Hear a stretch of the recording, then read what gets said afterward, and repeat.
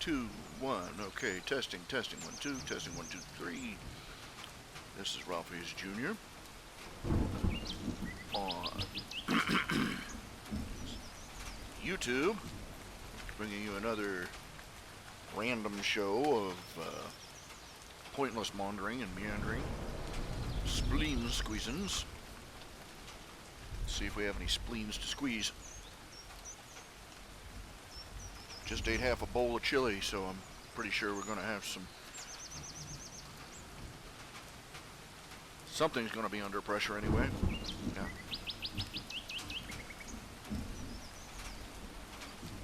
Speaking of beans, seems that my last show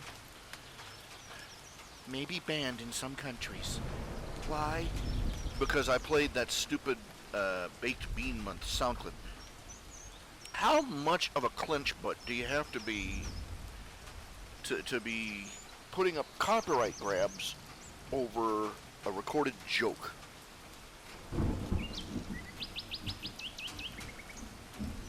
Of course, this is an old topic. Copyright laws are crap, and the people that enforce them are idiots.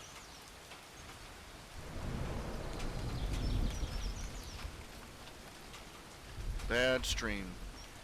Keyframe frequency of 2 seconds or less.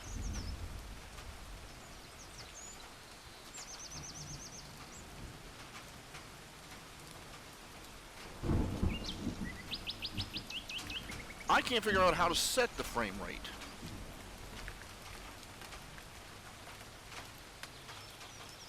Keyframe rate. What is the keyframe rate? Okay, let's look this up, okay? I'm going to look this up.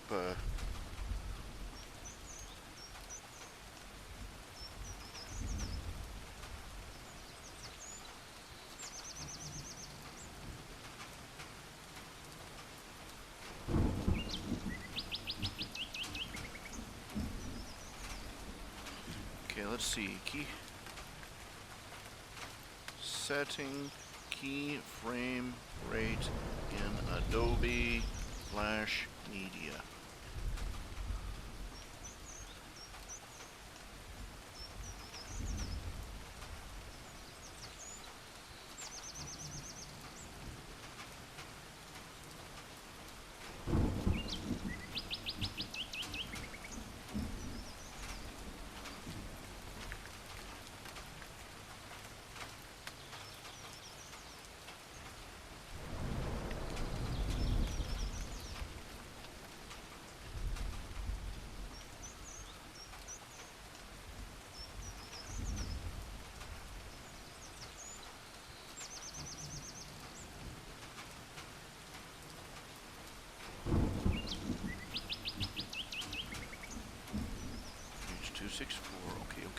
Okay, I'm going to stop this for a split second.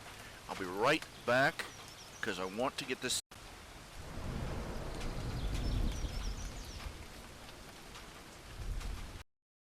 Okay. Alright, I don't know what I changed, but this is how we learn. This is how we learn, children. Random experiments.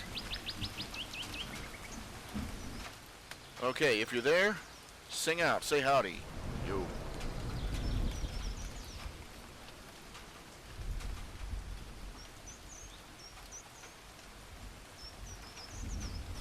H264.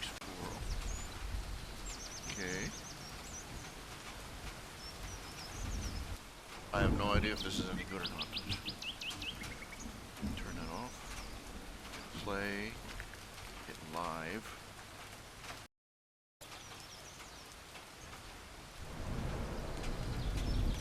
I have no idea if this is any good or not. I just okay. I'm feeling right now. Okay. Let's see. IT 1040 for Ohio. 1040 Ohio. Print. Damn machine. Save. Okay, I'm sort of in the middle of finishing up my taxes, and basically it's going to be me contacting both state and federal and saying, can you put me on a payment schedule? And every year I need to file quarterly returns, but I do not have enough to do the quarterlies. I don't know. I don't know what course to take, really. Short of disappearing, you know. I don't know.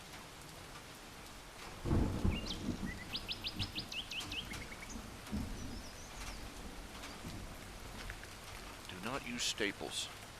Like, screw you. They give us all this crap and you can't, and you're saying you're supposed to what, you know? Hold the papers together with wishful thinking.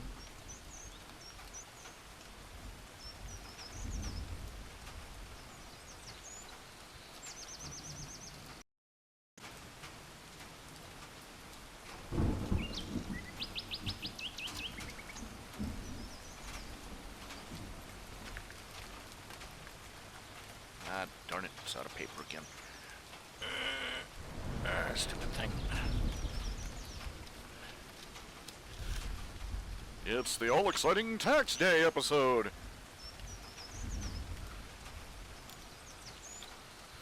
Where we watch our hero as he digs himself further into the hole, you know.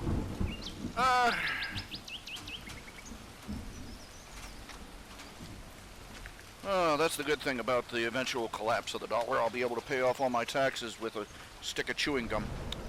Let's see here.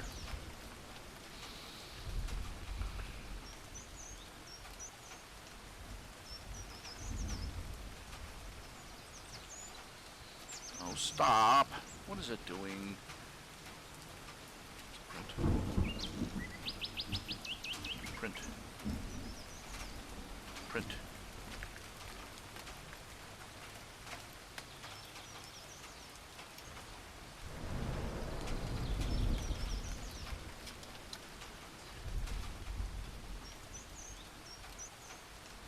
Good, it's working. You know, all this advanced technology and they still can't... Look, okay, I think that in the printer technology is where we are seriously lagging behind as far as home computers goes, okay? First of all,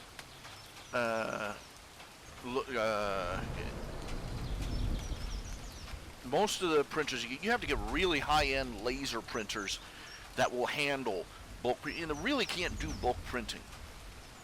That's the first drawback. Before you can compete with the mainstream, you have to be able to produce in bulk, and you can't do that with a desktop printer, even with a laser printer. The printers are dirt cheap, but they're glitchy. They jam a lot. The paper gets stuck. The paper doesn't. The wheels don't pick up the paper and run it through the system. So you have to go through this rigmarole to get it restarting the print job. And well, the printing ink. I mean, human blood is cheaper than this stuff.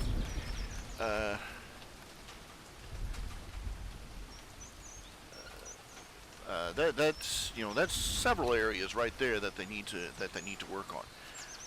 It's reached a point. I mean, ink is so expensive. It's reached a point where there are certain types of printer it is literally cheaper to buy a whole new printer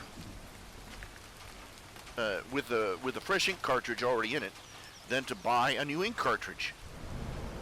The ink cartridges are expensive. They're not refillable. These people, why are they doing this? Why are they doing this?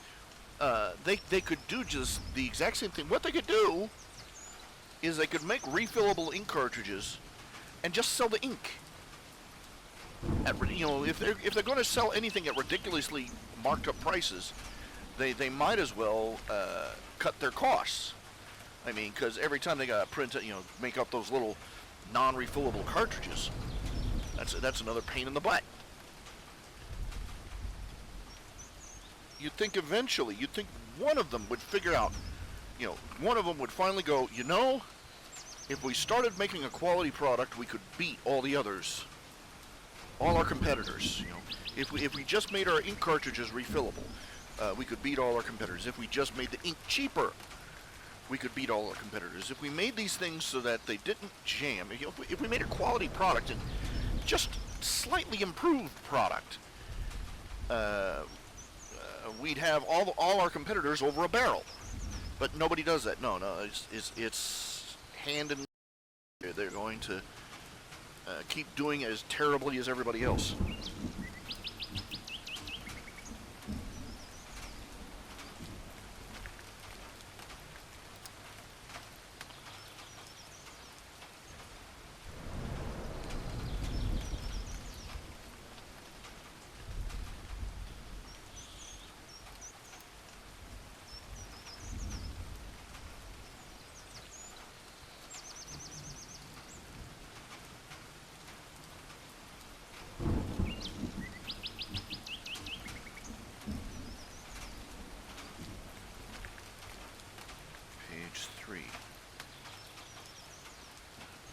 Stuff. 50. Income adjustments. Oh, crap, I hate these people. Losses from sale, public obligations, non-medical withdrawals, total additions.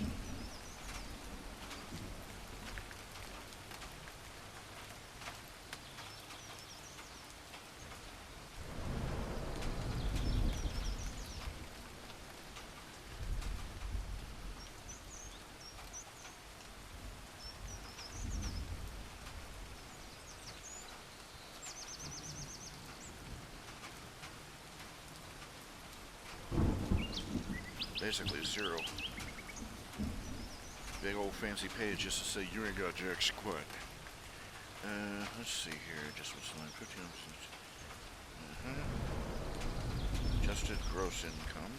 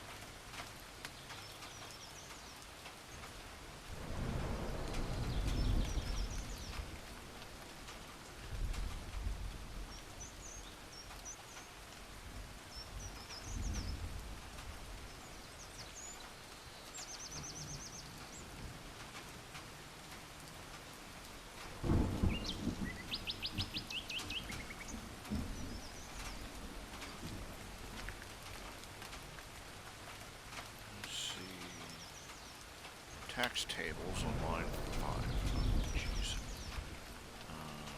Let's see. No flash. Label. Yeah.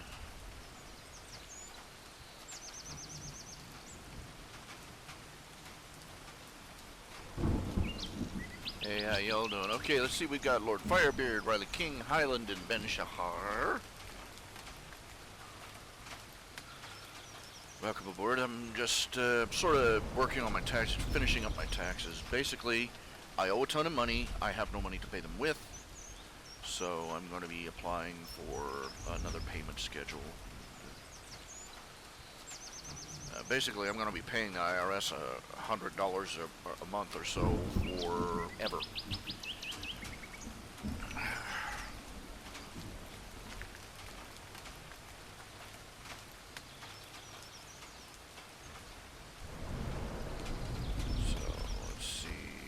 Taxable instructions.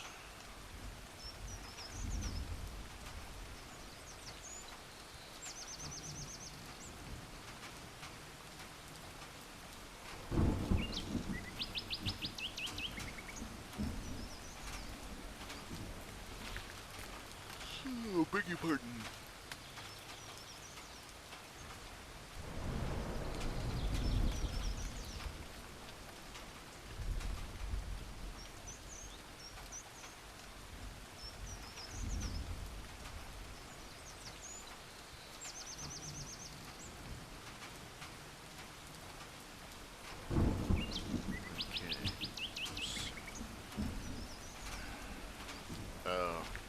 That chili was a mistake. I'm getting gas pain. I'm getting pain. Gas pain, like a lump right under my breastbone. So I was trying to be a good boy, fix my own food at home, not ordering a pizza or pick up a sandwich or anything. Just do it.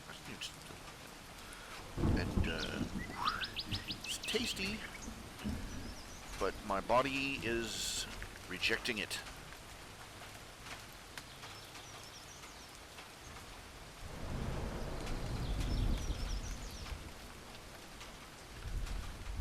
We hate you, and we want to take all your money. That is what we say. Let's see here.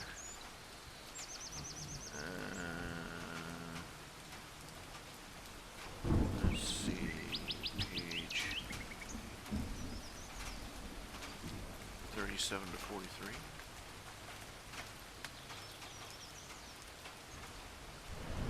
Let's see.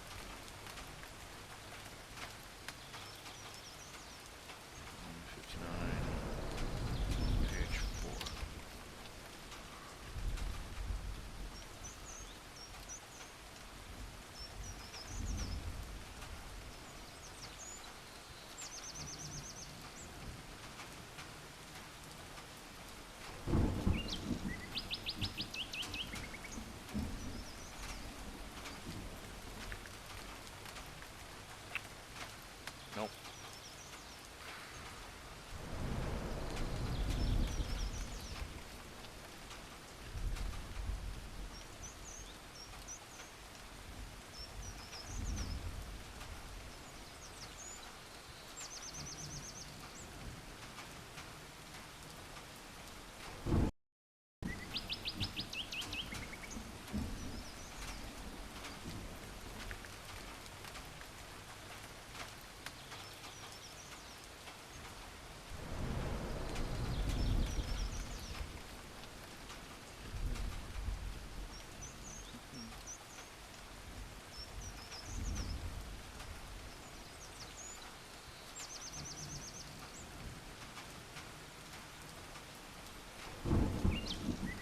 Instructions on page 20.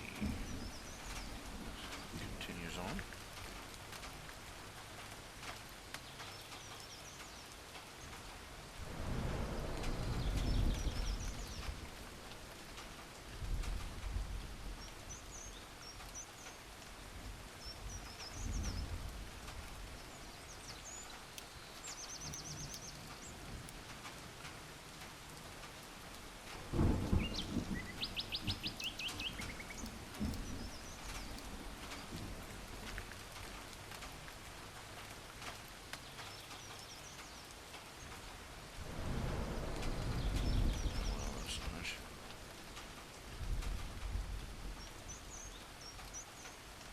The thing that's really eating me is the Social Security tax. That's the biggest portion. That's the lion's share of the taxes I owe.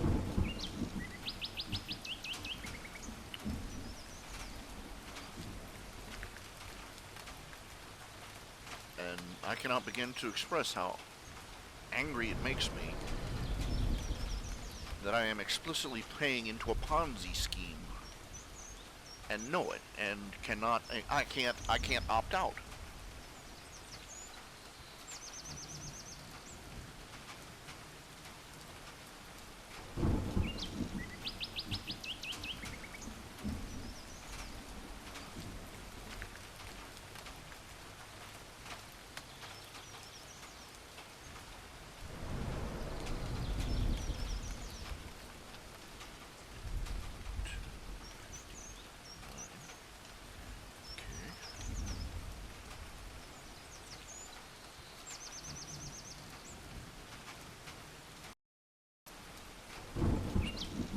Yeah, I'm sure I'm thrilling you all to death with this right now, but it's just something I gotta do. If I set it aside, I'll lose track of where I am. Yeah, that joke's as old as the IRS, Highland. IRS easy form, 2 lines. What did you make? Send it in.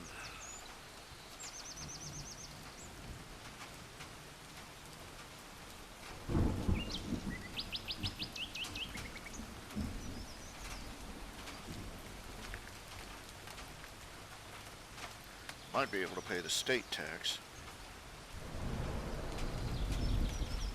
Of course, no. It's chewing bigger and bigger chunks. I thought, oh, hey, I'll get. Damn, just ignore me. I'm trying to. I need to shut my mouth about it. It's really. Okay, let's see. Earned income credit.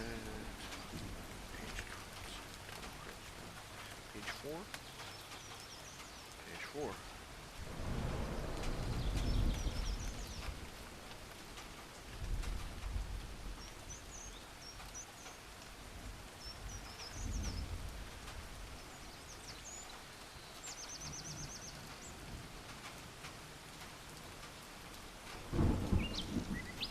Line 5 on page 1.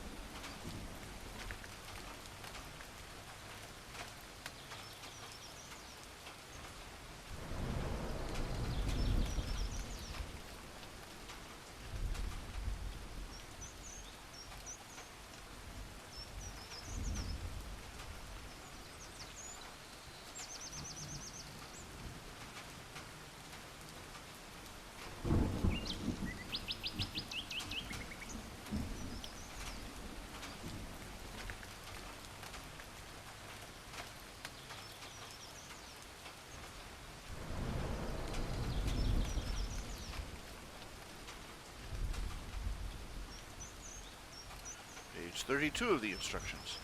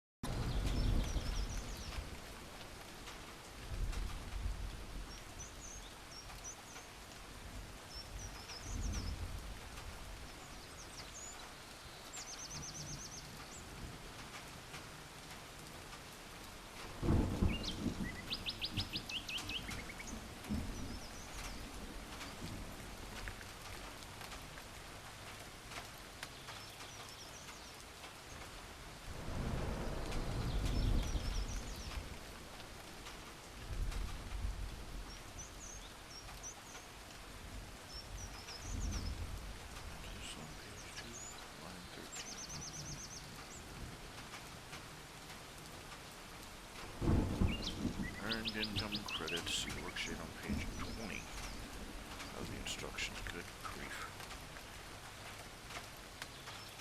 Guess what? I don't qualify.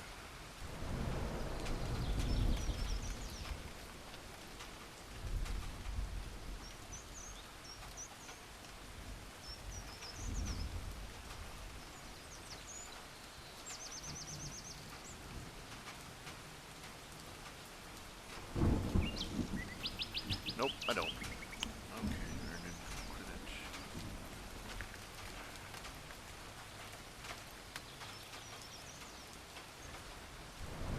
Zero.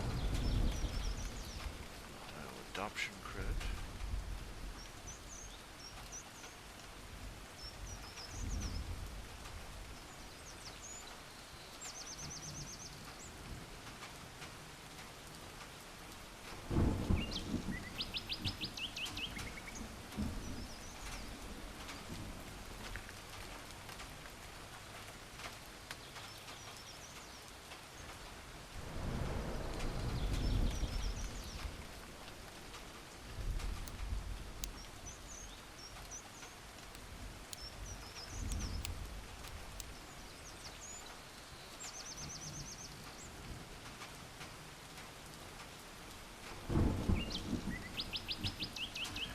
Most of this is just,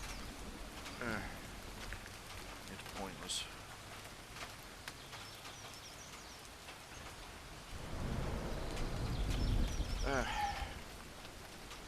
I'm serious. I'm just seriously experiencing some serious discomfort here. A fanfic, if the fanfic were of a Disney character, that's a tricky one. Purposes of parody and satire, that sort of thing, you're allowed to do that sort of thing. But that's a pretty narrow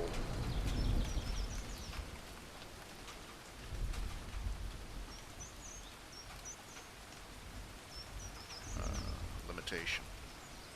I'm not sure if I couldn't draw any copyrighted character. It's that simple. I can't draw any copyrighted, well, I can't draw any trademarked character, I should say. So probably not, unless you're wanting, unless you can come up with an idea for an illustration that doesn't involve the actual character being drawn. 259.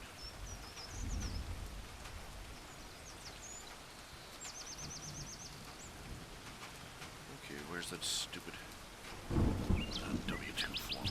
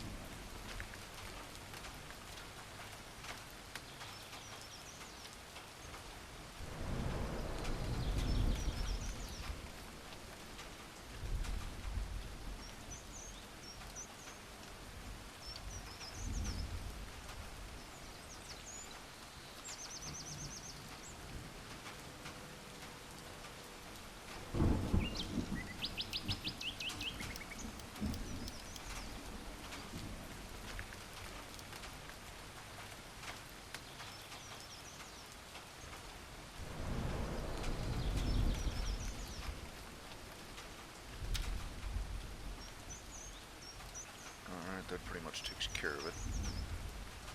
So we'll probably end up running over clean copy.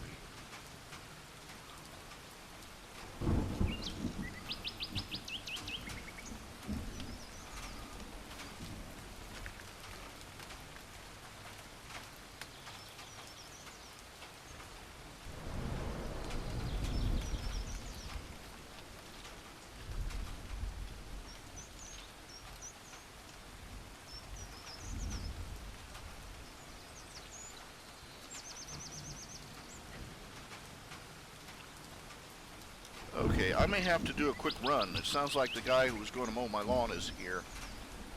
Just a second. I gotta go see who it is out there. Just a second. Be right back.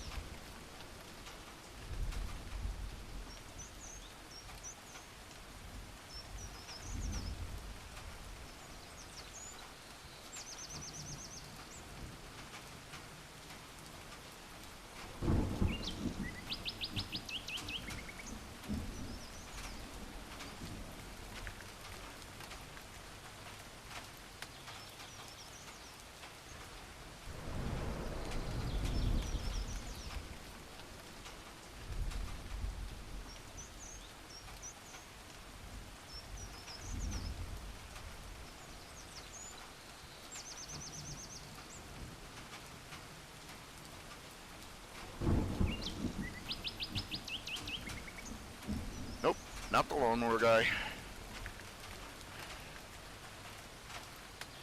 Hello, random video game nerd. Oh, well, I'm filling out my tax papers, so I could be doing better. Let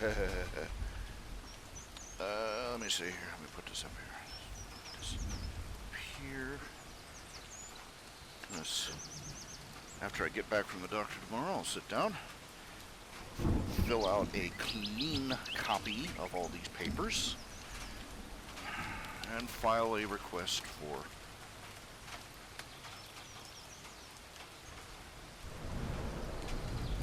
late on my rent this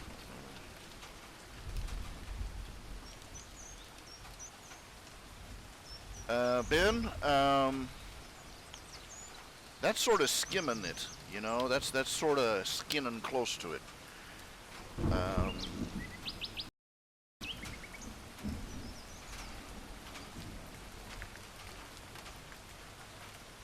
It's really, really unlikely that anybody is going to kick up a fuss about me drawing a commissioned picture of a Disney character, but we've got people out there whose entire meaning to their existence is sending out cease and desist orders on the slightest provocations.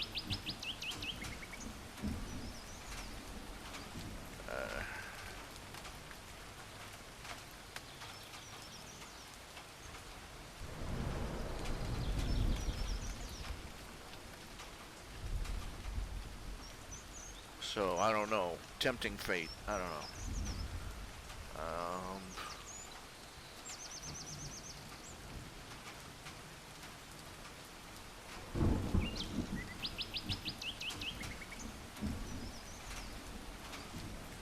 Let me get back to you on that. I'll have to think that over. I don't know.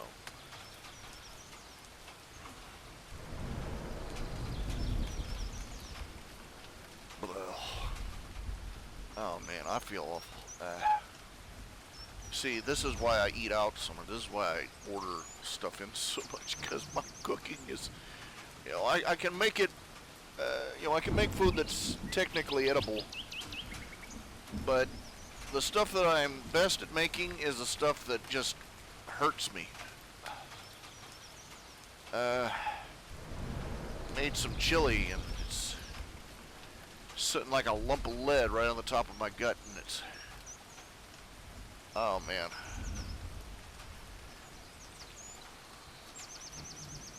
It's the catch 22 of being a bachelor. Yeah, cooking your own food would be so much cheaper, so long as you don't count the time you spend with the shopping and the cooking and everything else. There's a point of diminishing returns where sometimes the convenience is worse. Is probably more important.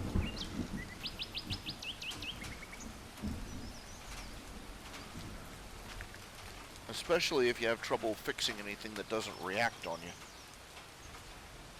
There are certain things I know I can eat, and sometimes I can eat the stuff, no problem. And then there are days where I eat a couple of spoonfuls and it's bleh. I feel like crappy dough, I feel like crappy dough.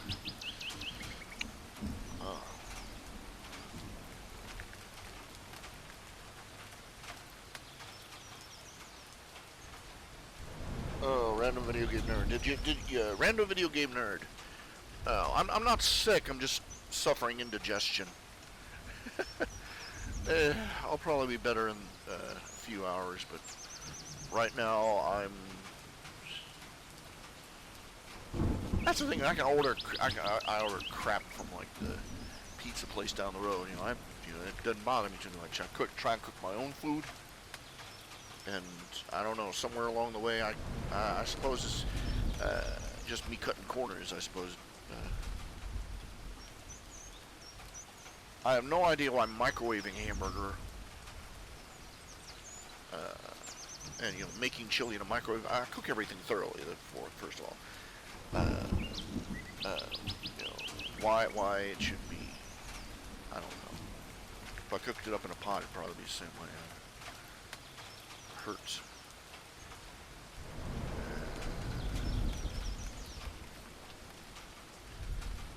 Well, in about an hour or so, I'll rip wind and blow out half of the windows, and then we'll be okay. May die of gas poisoning, but nothing quite like discovering that you're lactose intolerant. I started noticing a few weeks ago. I have a bowl of cereal and milk. I have some ice cream, or well, just about anything dairy, and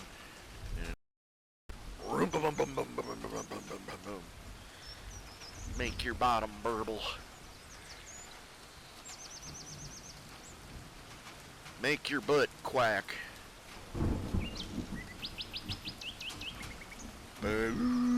Must be a barge coming through.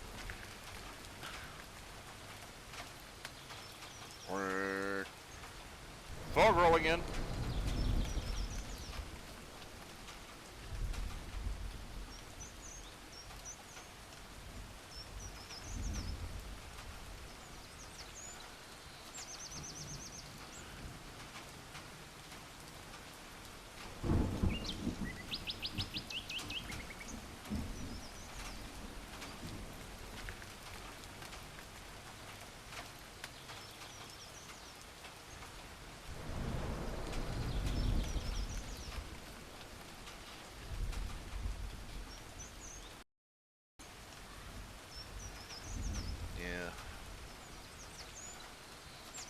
Every time I post any of this basic information, some of the basic points with the problem with the evolution, I always got somebody got more time than than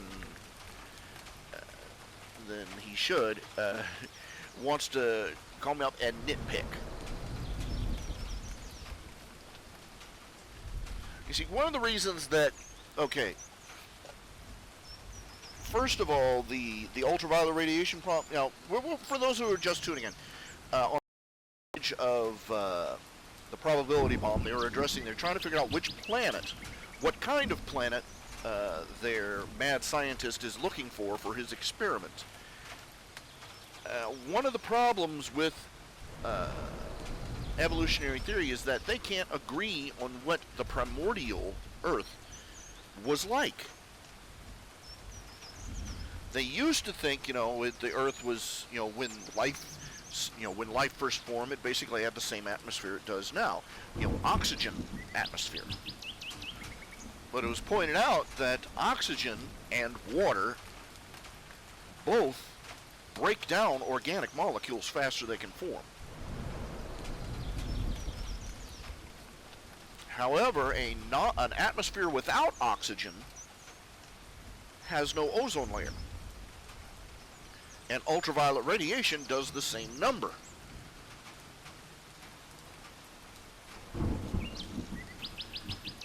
This is where they started coming up with the theory of the methane ammonia atmosphere. And that was what they were supposedly simulating in their laboratory experiments, where they manufactured a bunch of organic molecules, quote unquote. But the thing is that the methane atmosphere has worse problems. First of all, the methane atmosphere still has the problem with ultraviolet radiation. Ultraviolet radiation destroys NH3. Is that methane? I can't remember if it's methane or ammonia. Well, it breaks it down, basically. And it does it rather fast.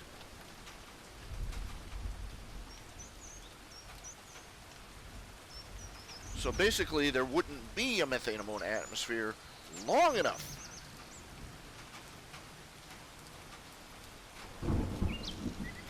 Also, there's no evidence in the fossil record, in the quote-unquote fossil record, there's no record, no geological evidence that the Earth has ever had a methane ammonia atmosphere. In fact, there's evidence against it. Among other things, if I remember the information correctly, limestone does not form in the presence of methane. Yet you will find limestone, in the Earth. Also, there is, oxidized iron, what they call red soil, in the deepest layers of rock. And it doesn't oxidize without oxygen. So, yes, ammonia would break. I couldn't. Either way, it breaks down. The methane ammonia atmosphere breaks down rapidly under impact by ultraviolet radiation. Anyway,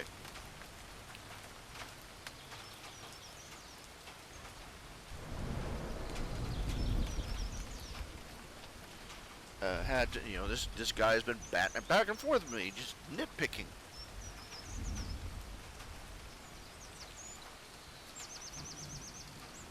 Well, some of the lower layers of brown red earth are thinner than others, and yeah, but they're still there.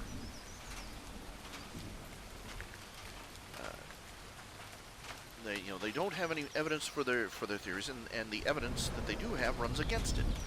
But they're going with it anyway, and they're getting government grants and academy awards from institutions of higher learning for these theories, which they cannot they cannot even call them science. It just consists of them sitting someplace, making assumptions, and then speculating. Then writing down what they come up with as definitive. Even when the material evidence and actual laboratory experimentation shows that their theory could not be true. Like I said before, evidence has never stopped them before. Why start now?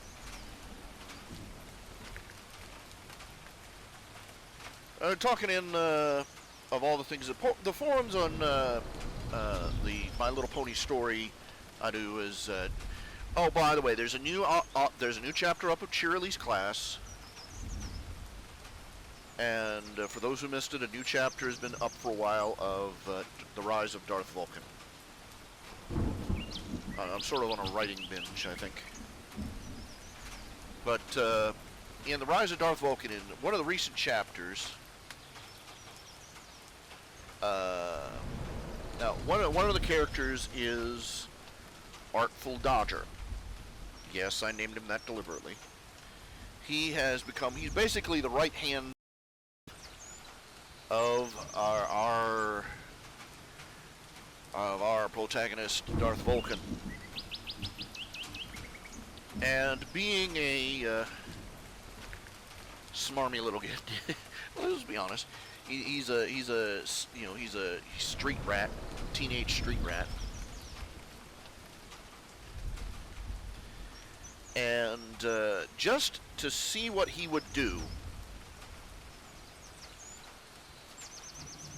several ponies, the Broken Birds, if you've read the story, you know who they are, came in and petitioned Darth Vulcan for his help. And just to see what Artful Dodger would do, Darth Vulcan told one of them that she would have to be Artful Dodger's servant for an unspecified amount of time to pay off her debt to him.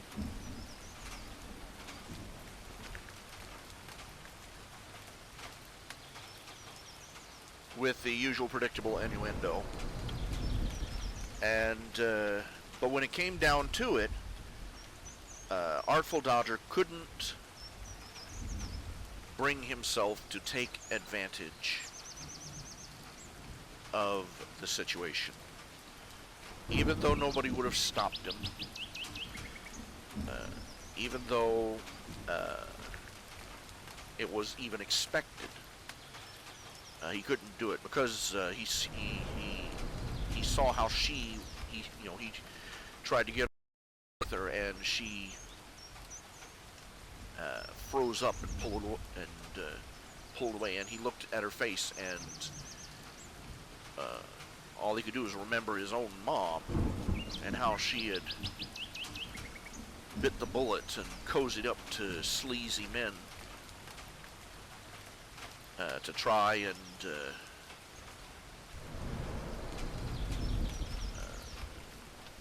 get them to be her sugar daddy, and it repulsed him, and he doesn't lay a hoof on her, and he broke down about it, and Darth Vulcan, of all people, pointed out,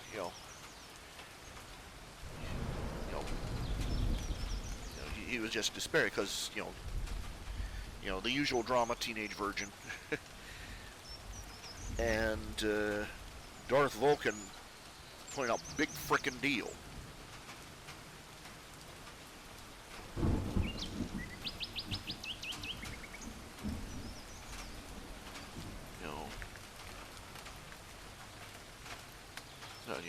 He said, what are these other guys bragging about? What are they bragging about? The fact that they found a warm, wet hole that didn't struggle too much to stick it in, to be blunt. And he said it takes, any mammal can lay claim to climbing on top of a female. It doesn't take anything. It's like, congratulations, you found a woman who lowered her standards. And he points out it takes a real man to know when not to, and to not do it when it would be wrong.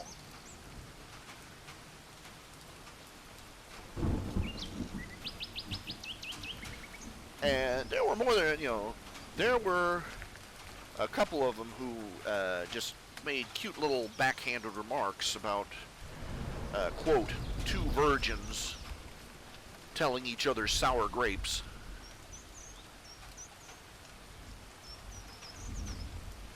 And that started a big old discussion, you better believe it. I flat out told him, there's nothing praiseworthy about losing your virginity out of wedlock. Look, a person who goes out to have sex outside of marriage, what they're saying is, I want to hump you, but I don't want any of the responsibilities or obligations or restrictions that come with a relationship. I don't want to restrain myself, and you can't build a relationship with an ejection seat, okay? You get what I'm saying? You can't build a lasting relationship if your first concern is to put in an ejection seat. Honey, when you gonna give me the ring? If you like, everybody, let's give it credit. If you want it, then you ought to put a ring on it. Damn straight.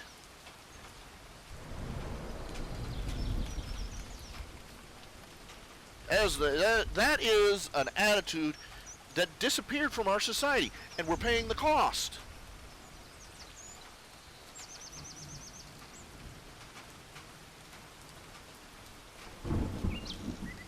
No, it's not all nihilistic.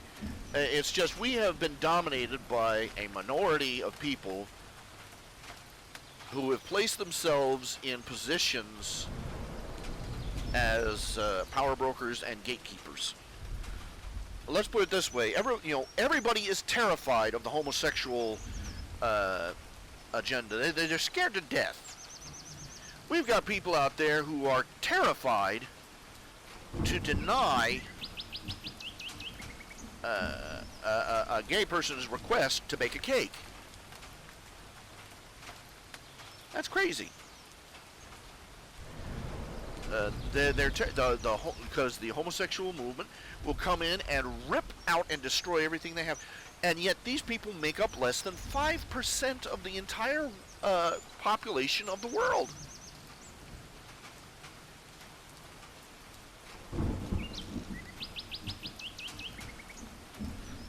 It's more than just having a prolonged commission. I mean, I'm talking the old-fashioned, wait till you're married, eternally faithful. There is no substitute. A person who talks about how he's in a long-term relationship, yet he won't marry the girl. You're not in a long-term relationship. You're ready to end it at any moment. You're sitting there with the parachute on the back and a dead man switch in your hand, ready to jump out of the plane and blow it to kingdom come. At any second. You've not convinced me of your willingness to be devoted until you were at least willing to say "I do" at the end of the aisle.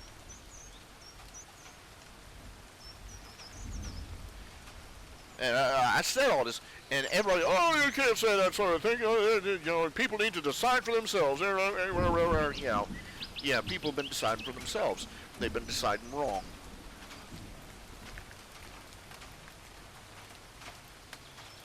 One in 5 African-American children in the United States is born out of wedlock.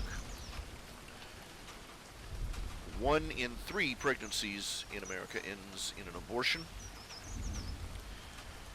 I think 87% of those pregnancies are to abortions are to unmarried women. We have slaughtered more babies in the name of sexual liberation than Genghis Khan killed in his entire regime. Do you get what I'm saying? Only 11 million people died in the Holocaust. Something like 30 million died under the tyranny of Genghis Khan. 51 million have been killed by abortionists since Roe versus Wade. Why? Because they figured out that condoms weren't enough. They didn't want to admit it. They still try and sell condoms as safe sex, but They know it didn't work. They come up with a pill, and guess what? The pill doesn't work either. Not only it'll prevent pregnancy, a good portion of the time, but it's still possible to get pregnant while on it. And it does nothing for disease. That's another. But so they decided,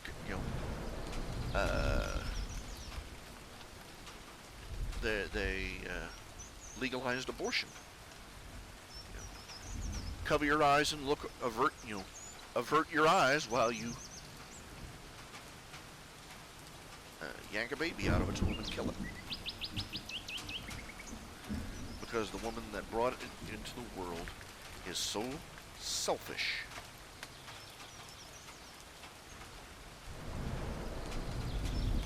That she will not even tolerate the inconvenience of bringing it to term and giving it to somebody who wants it and loves it. Because there is not a single adoption agency in America who does a waiting list.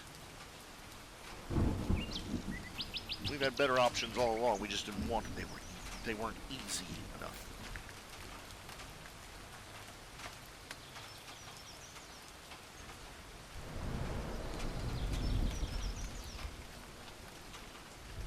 But backing up, we have been throwing condoms around like they were Halloween candy for decades.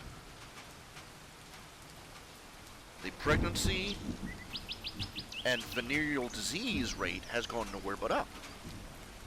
Every year, 19,000, I believe the stats were 19,000 new cases of each every year.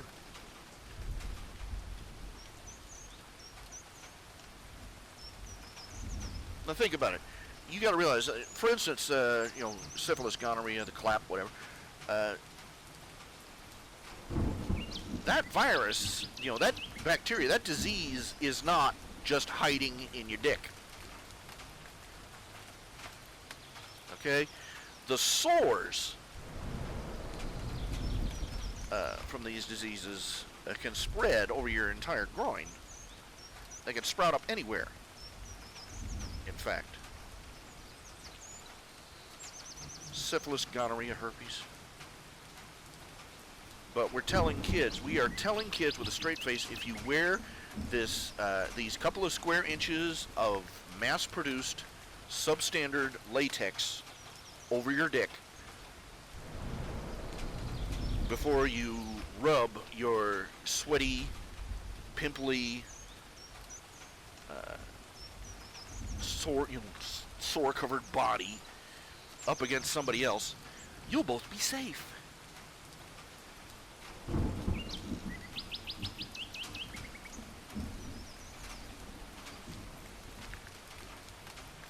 It was this, they get on people now, you're not supposed to wear more than one condom at a time. That wears them out.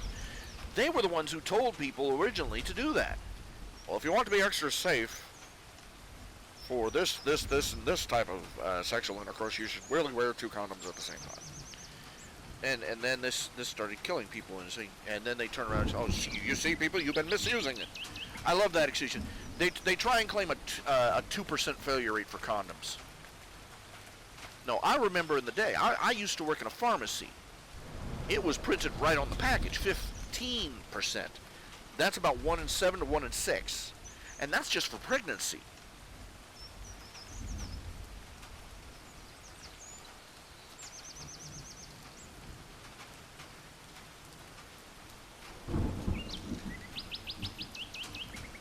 Anyway, I pointed all this out, and it was like talking to a brick wall. Well, people have to decide for themselves whether marriage is for them. And then we had some dumbass that came out, yeah, I'm going to say it, dumbass. Said, well, my grandparents were married and they hated each other. Marriage isn't a fix-all. Shut up, idiot.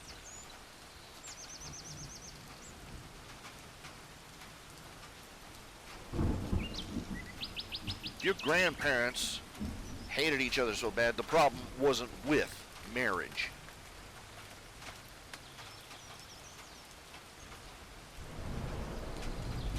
That's stupid. That's like seeing a boat sink and blame That's like seeing somebody drill a hole in the bottom of a boat and then blaming the boat, you know.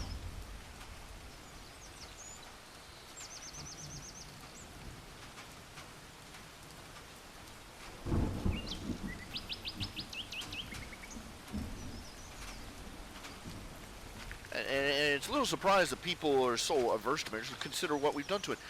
You got people that are trying to equivocate it to the point where it's just two random individuals stuck together for a while. Gay, straight, bi, doesn't matter. Who cares?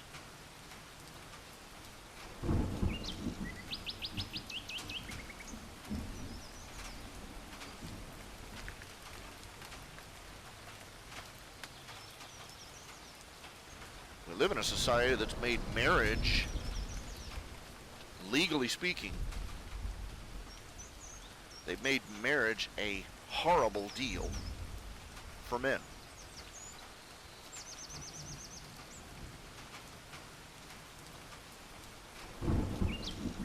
We're talking about marriage laws, divorce laws, custody laws, alimony, just custody law, you know, the whole 9 yards. Legally, a man choosing to enter into a marriage with a woman has almost no legal rights left.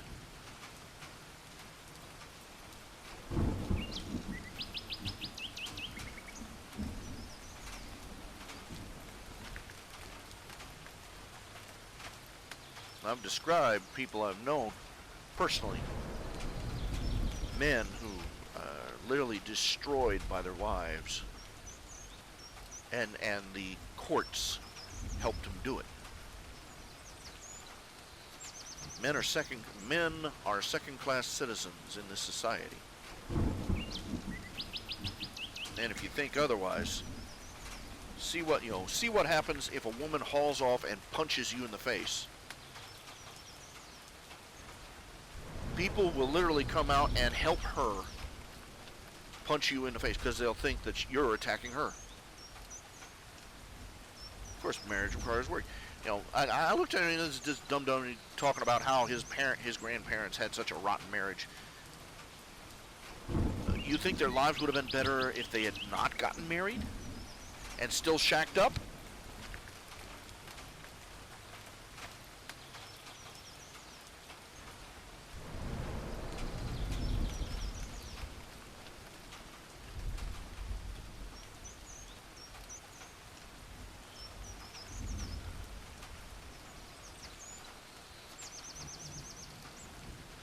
Okay, random video game nerd.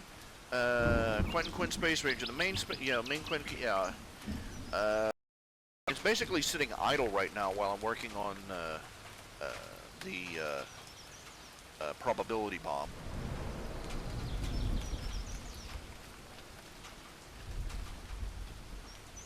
So it's been fairly quiet. I'm still stewing over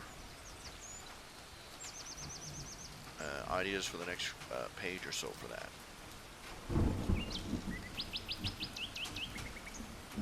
Speaking of which, let's see here.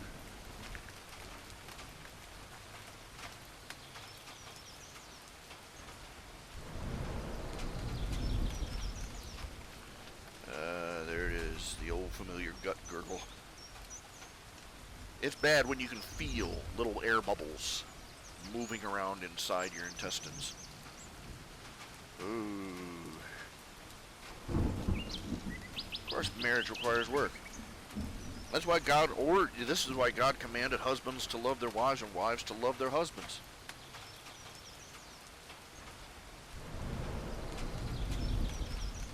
Because love isn't a noun, it's a verb. Think about that. Love is not a feeling. Love is not the passion and excitement and euphoria of being around somebody. You know, that's great stuff, and it comes with love. But love isn't something you feel. It is something you do.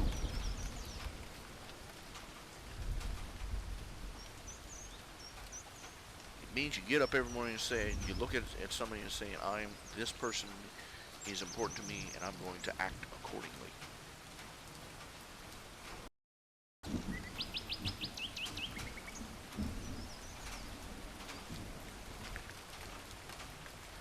Even when you don't feel like it.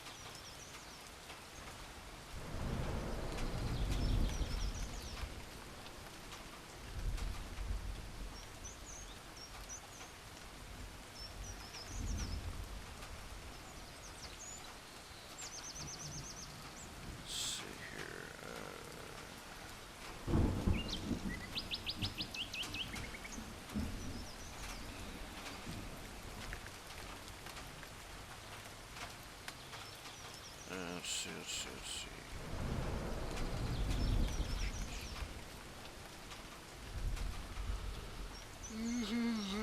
Excuse me.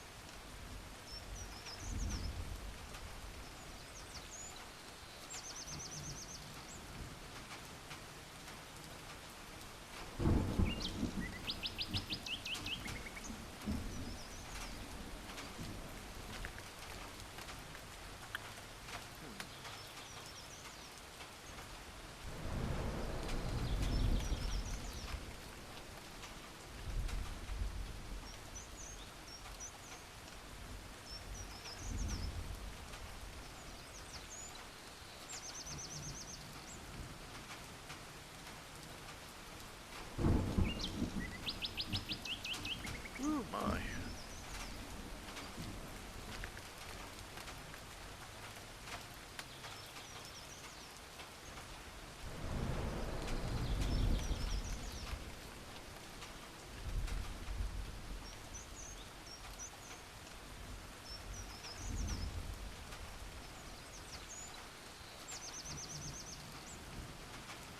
I watched the Daredevil TV series on the Daredevil TV series on Netflix.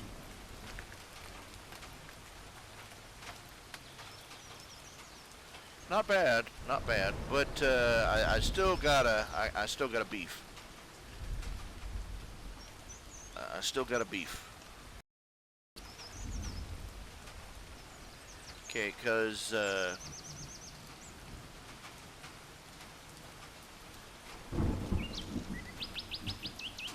well, one of the things is that they equated uh, people who landowners wanting to do something with their property. One of the arguments is that these property owners were wanting people to move out, so that, the owners of the property were asking people to move out, even offering them money, right, to move out so that they could tear and renovate and rebuild.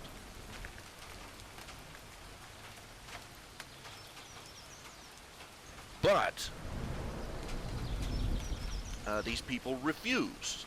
They were being offered 10 grand to move out and go someplace else, and they refused. Of course, the villains were the people that were doing this. But basically, these properties were rent controlled too, and we'll talk about that in a minute. But it was just aggravating because they were basically equating a property owner wanting to do what he wished with his own property as being in the same category as a villain who kidnapped women for sex slave rings, or who sold heroin.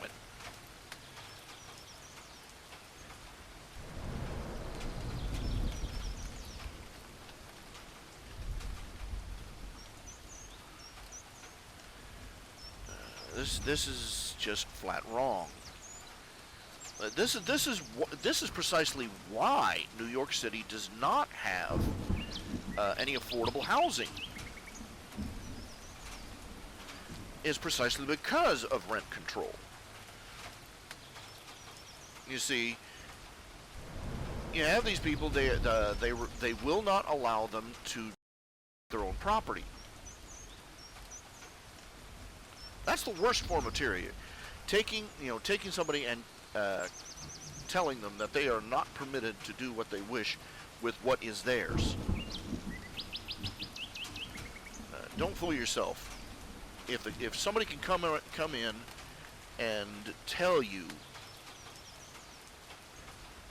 and control what you do and do not do with your money, or your property, you're not free.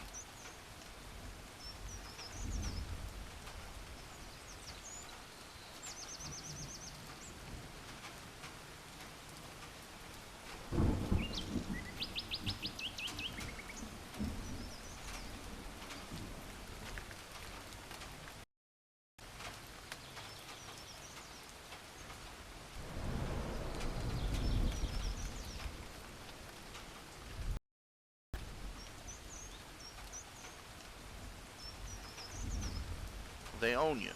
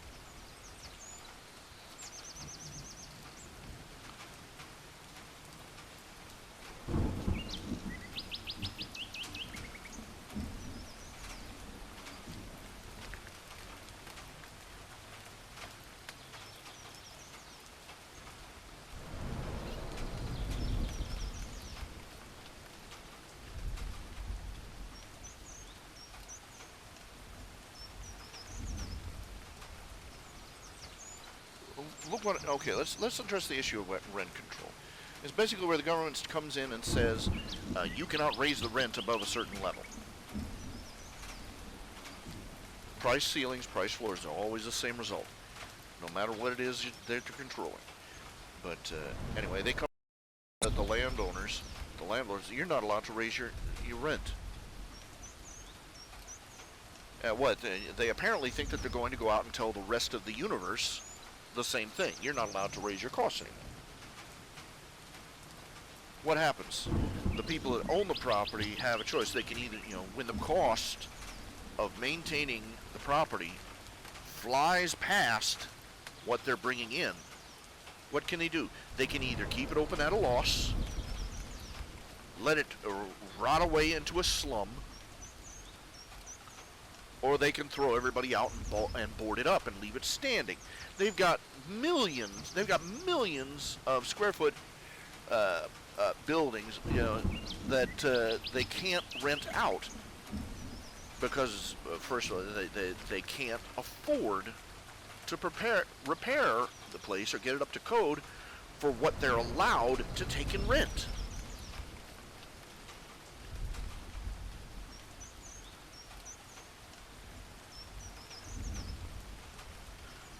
That's right. The only thing that keeps New York from crumbling into a heap is the fact that money and fools and their money keep flocking in and dumping cash into the system there. That's my opinion of New York City. That's my opinion of Chicago. That's my opinion of the cities all up and down the east and west coast.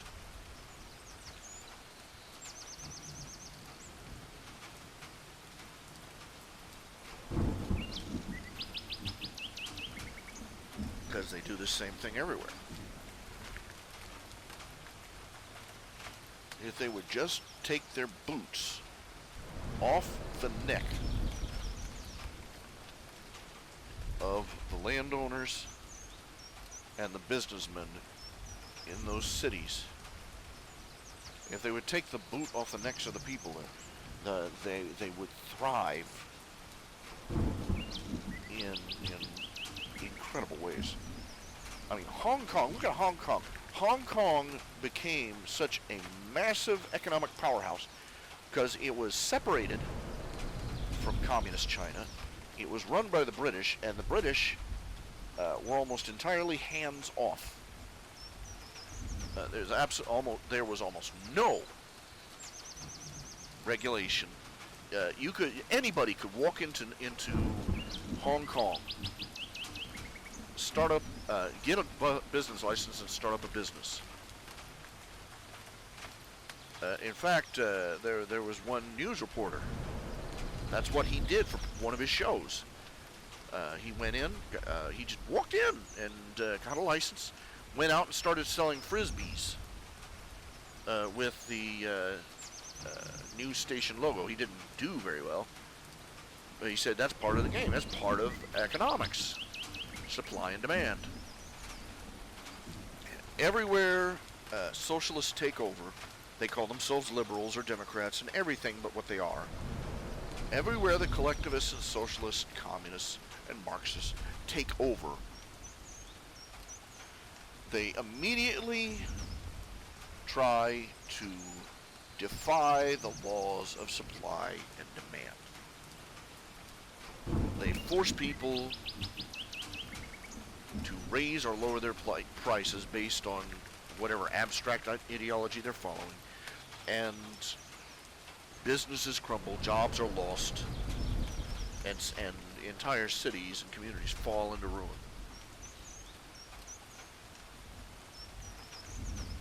It isn't the slumlords that make these ghettos. The slumlords are just the people who are ruthless enough to stay in business in spite of the fact that the government makes the kind of business they're in almost unprofitable unless they behave criminally.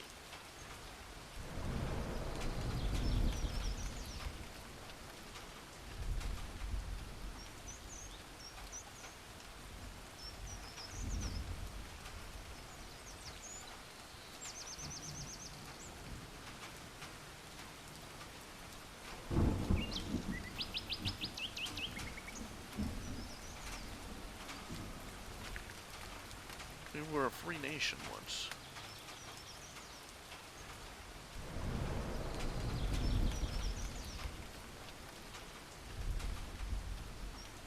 But smooth-talking people came in and appealed to our greed,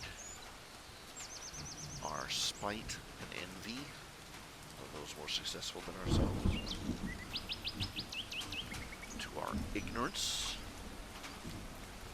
of how even the most basic economics work.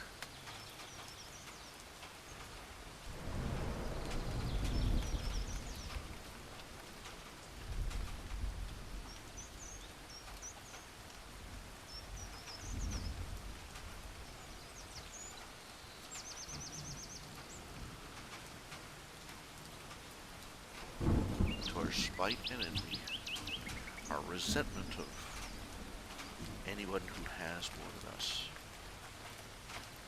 and it has been demonstrated. The saying, "Cut your nose off to spite your face." People will do themselves harm if they think they're to somebody else in the process that they personally don't like.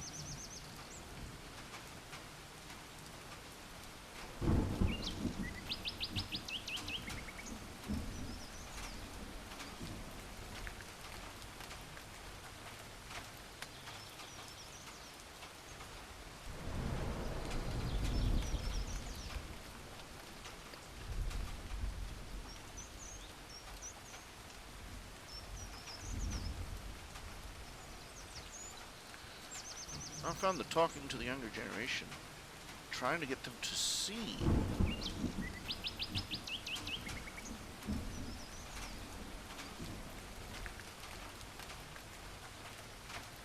is a murder, whatever.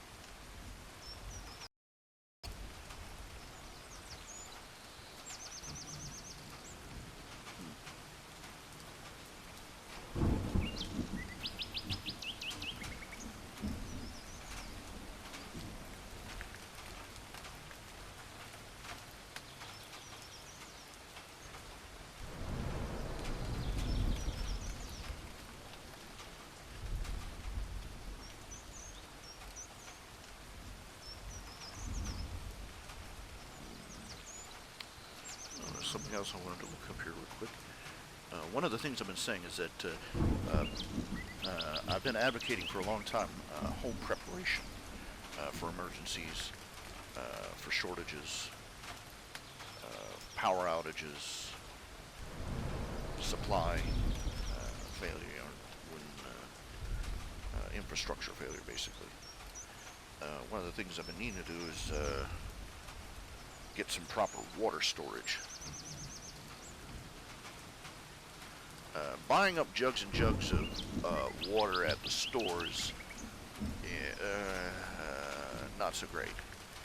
First of all, those plastic jugs don't last forever. If you look at the bottles, there's an expiration date on those. The expiration date is not for the water, obviously. It's for the bottle. That's when the bottle has started to break down to the point where the plastic chemicals are starting to affect the water. Or so I have been informed. Now, water storage barrel.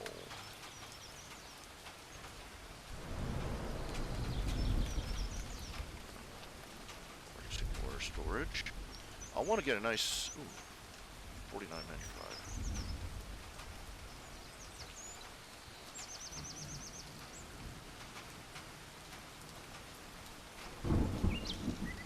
See how much they got. Yikes. Costco. They'll start calling Costco cost too much. Look at that. 6 one-gallon buckets for $159. Highway banditry. That's ridiculous. Okay, I'll be right back. Right back.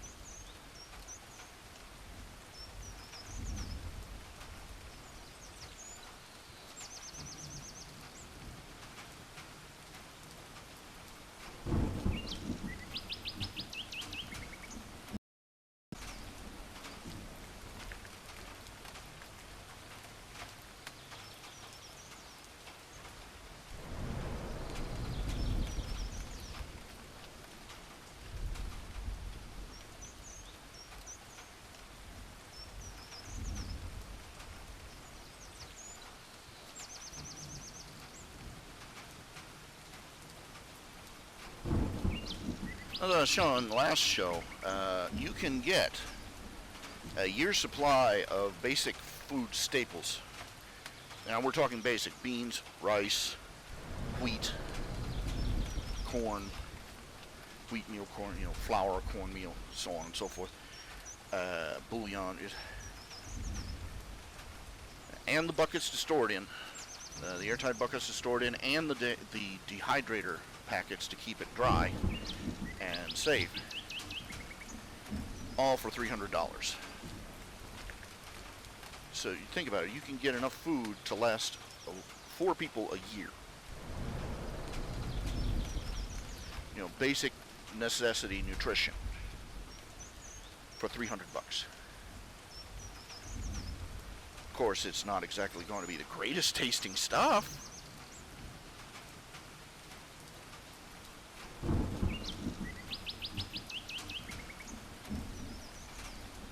$55-gallon bottles.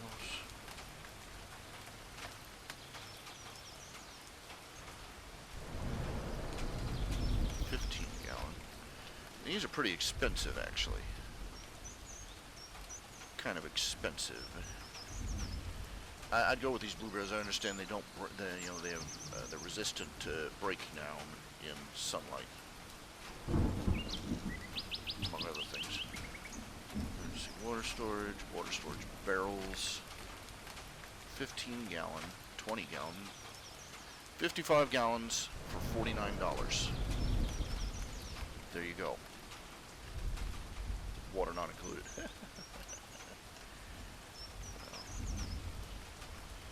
You can get, purified water, but consider you live in America. If you live in America, you got some of the cleanest tap water in the world.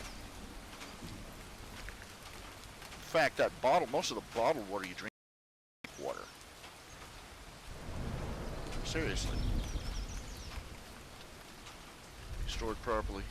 Here we go. $45. Look at that.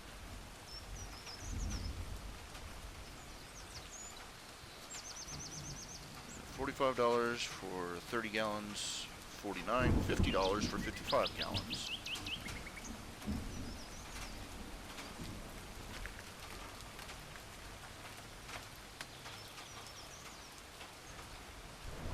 Let's see.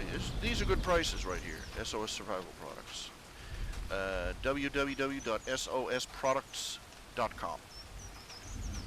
Those are pretty good prices.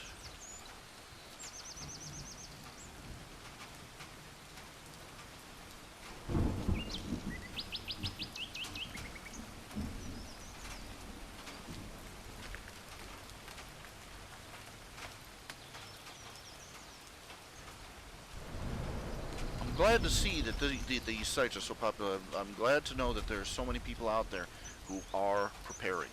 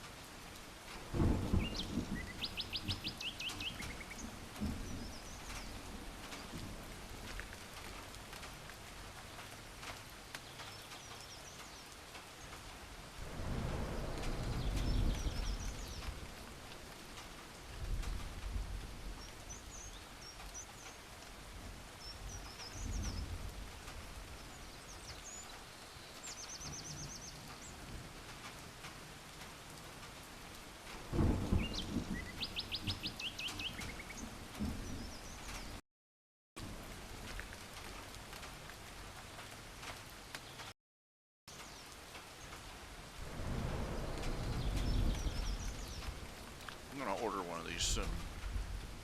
Just deciding on what size to get.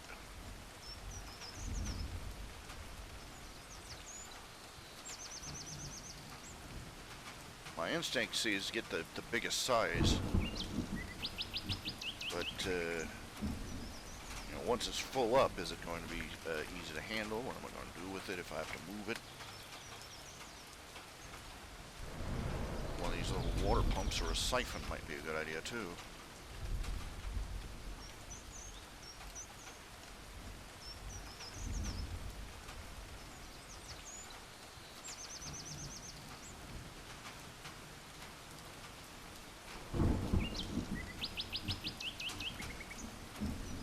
Now I could get one 55-gallon jug for $49.50, or I could get a 30-gallon one.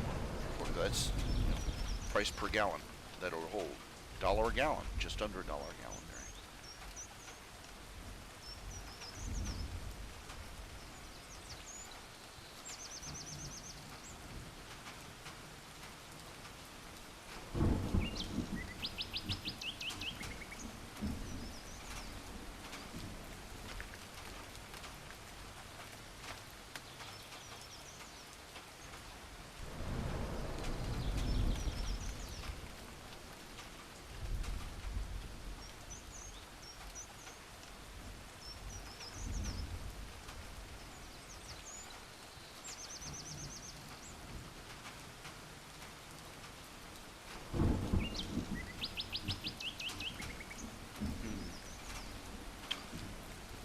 Something to think over.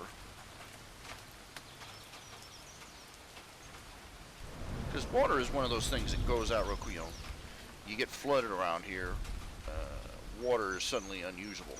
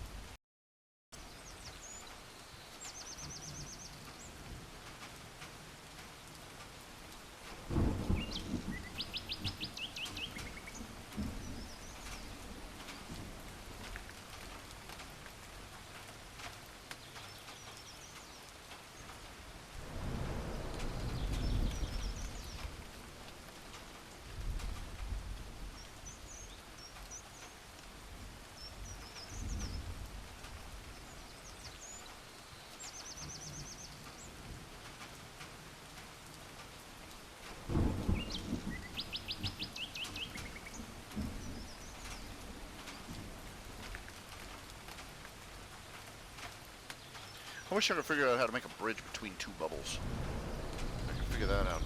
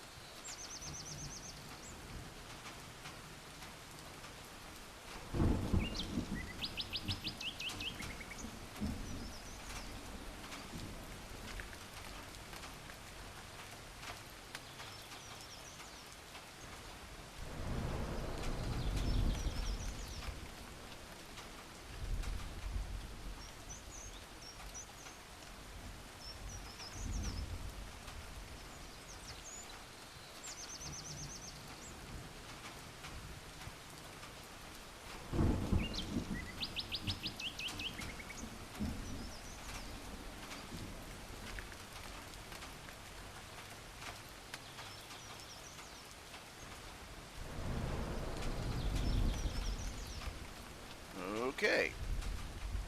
And that finishes up the next page of the old Vic for Mr. Mile.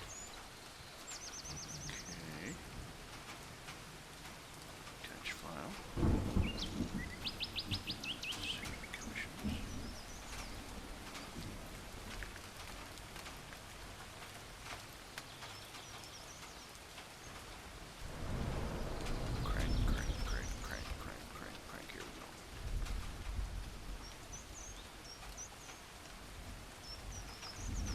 Yes, that is fun. Where's the page? Here's the page.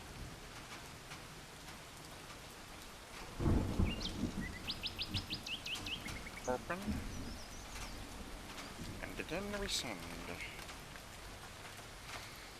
See, but if we can do that.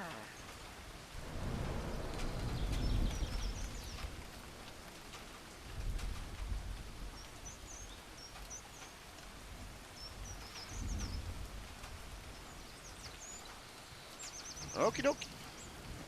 Ouch.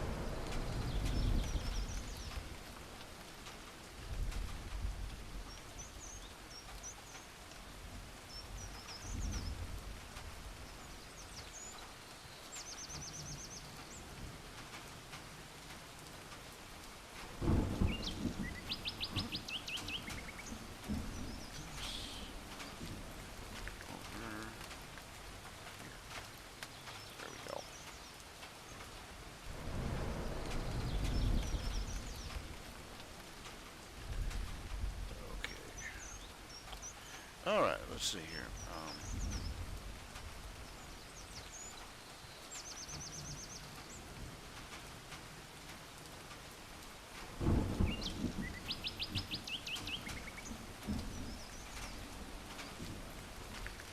Oh yes, the site has water filters, auto water purifier, additives, that kind of thing. Ow, ow, ooh.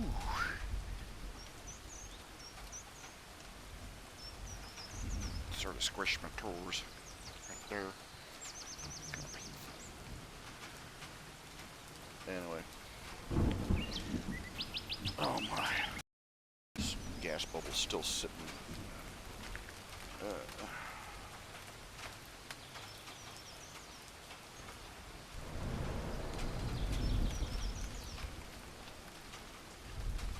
May end up eating mush. Oatmeal, something to react with my stomach.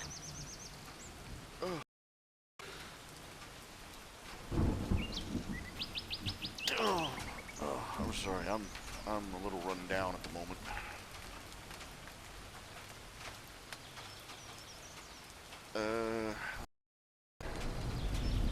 Water filters are nice, but if you can't get to water, you better have some set aside.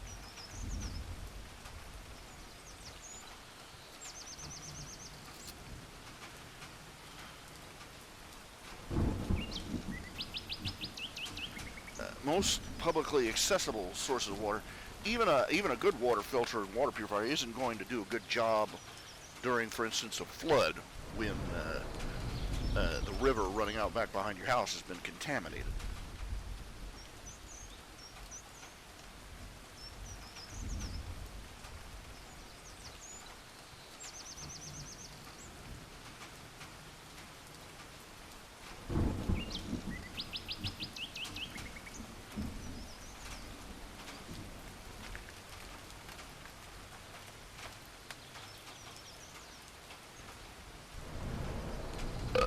Oh, beg your pardon.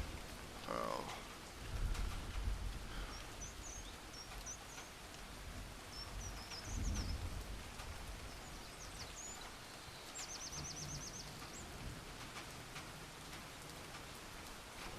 A private message. Okay, let me see what this is.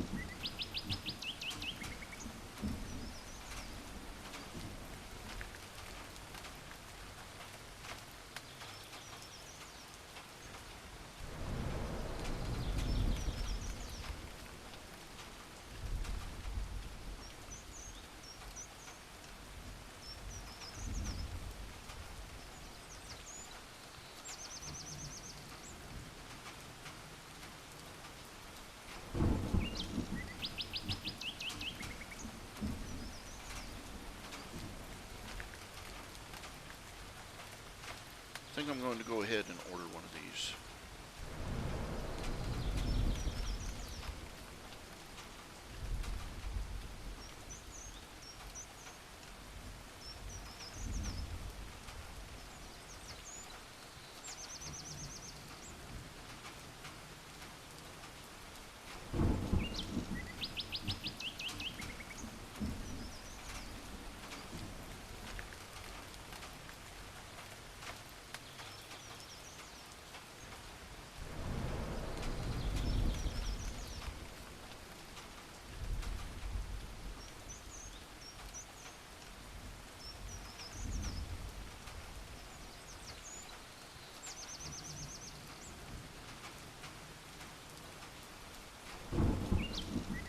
I'll save that for later, though.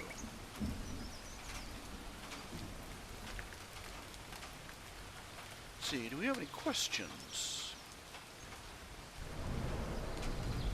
in the mailbox? No, we don't. Nobody's added anything since March. Oh well.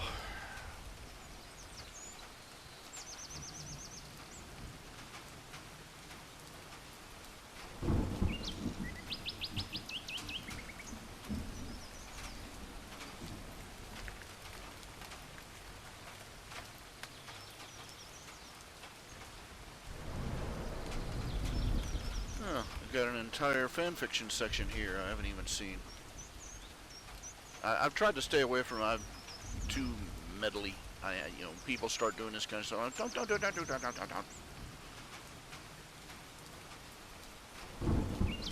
It's not like that. Do that, not this. You need to change this. You need to change that. Spoil everybody's fun.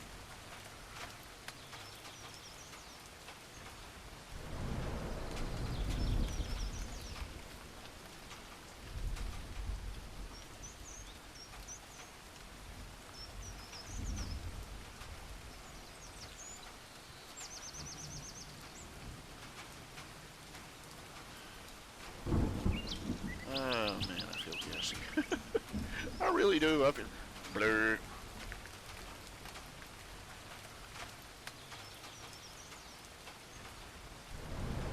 Bad idea. Making my own chili. I use, for spice, I use sriracha. Sriracha sauce. Oh, it's tasty. Tasty. It's not just hot, it's tasty. I like it.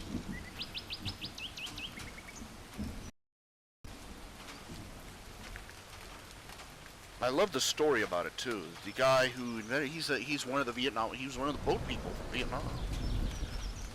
Came to America with nothing. Built an empire on hot sauce from an old family recipe. He named the sauce after the boat he escaped on. How American, you know. Land of opportunity. Kind of awesome.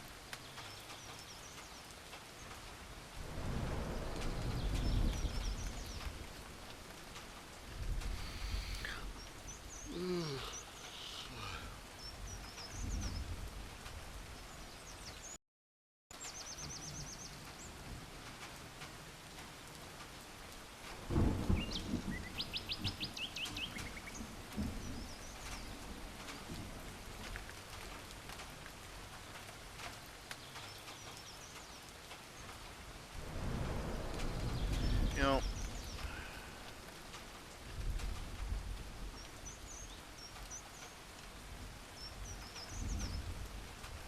I don't know. People think I'm too hard on vegetarians. You know, people are willing to say, you know, vegans are crazy, but nobody's willing to address vegetarians. Oh, you know, look, vegetarians are just vegans without as much enthusiasm. They're no more correct about diet than the vegans are. They're just willing to compromise, and they're basically vegans who want they want to pretend they're vegans, but haven't got quite enough nerve to give up fish and milk.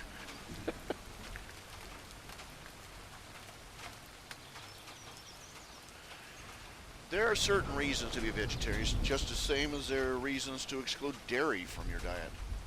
If you're lactose intolerant, you don't eat dairy. There are people who have food allergies, can't eat certain meats or eat meat at all. There are legitimate medical reasons for it. But beyond that, I don't care what they say. They're not doing it for their health. They're doing it for their moral sanctimony. Because they believe it makes them a better person to not eat meat. Even the ones who are, I'm doing it for my health. You're doing it because we live in a society that is anal retentive about health. You live in a society where being healthy has been healthiness has been substituted for godliness. Being skinny and athletic is everything. Unfortunately, vegetarians are not healthy. They are getting by. There's a colossal difference.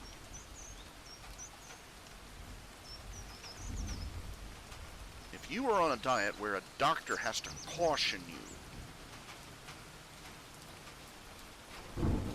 to take enough vitamins to supplement what you're not getting, the diet is bad.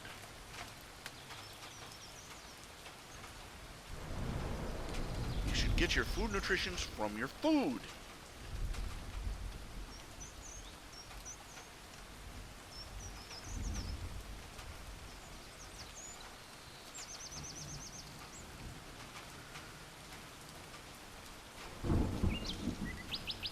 Let's consider here. We got people that live out, in Mediterranean climates, have all the fresh fruits and veggies they could ever stand, and they try and live on that, and they get sickly because they're not getting enough B12 or a dozen other nutrients that they need from meat. Meanwhile, you go up and look at an Eskimo. Those sons are gonna many of them never see the orange in their life. They live on blubber, fish, and seal. You see them dishing up a garden salad. No, they're as healthy as horses.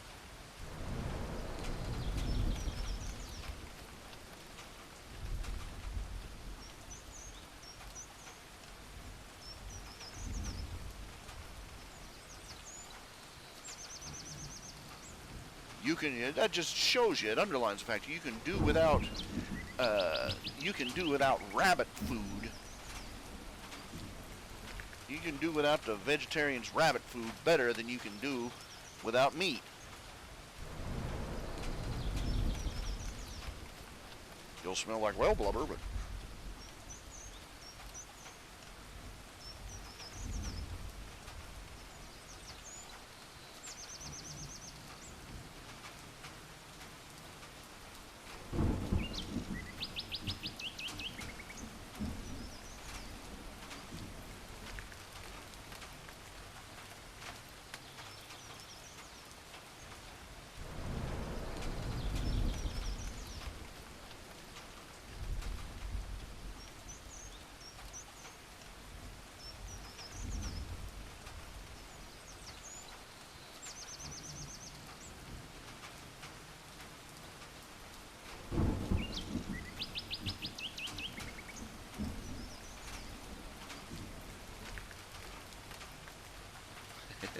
I love these ads here.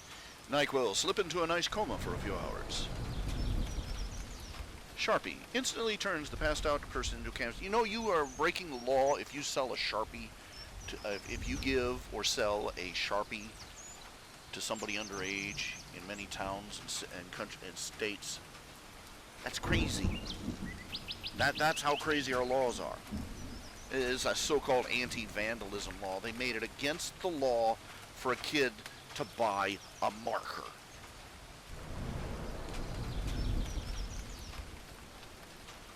Just how bad does that? I mean, our forefathers went to war over tea. I mean, it wasn't the whole cause, but it was the straw that broke the camel's back. That's the interesting thing about it. It's not the great injustices that drive revolutions, that trigger them. It's the petty crap. I mean, think about the French. How many centuries have they been trampled into the dirt by the French royalty? And then finally, one little bubblehead says, "Let's them eat cake," and the next thing you know, heads are flying.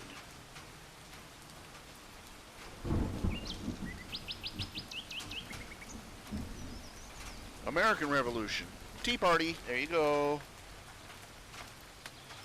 I mean, we're talking, the British Empire was committing in terrible injustices and atrocities against the American people.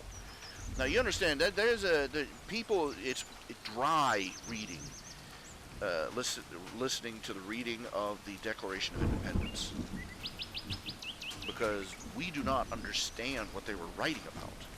Now, when it says you have sent your soldiers out and garrisoned them in our property, eating out our sustenance, they weren't. What they meant was, you don't understand. That's why it wasn't that these British soldiers were coming out and being annoying by crashing on your couch, right? When British soldiers were quartered in somebody's property, that was the ruination of that man and his family. Because they would come in, they would eat all his food. They would draft all his sons. They would take all his slaves, if he had any slaves, and put them to work as, they would take his staff and his slaves and make them their slaves.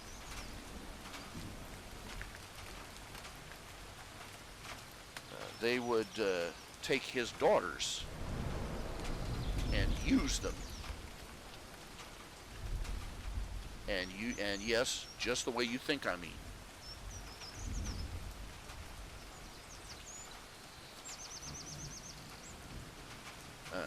The commanding officers would confiscate the man's cattle.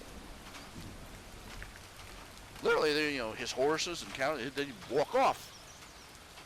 Anything of value in the place would be stripped from you. Just about, they would be plundered. And it was all perfectly legal under British law.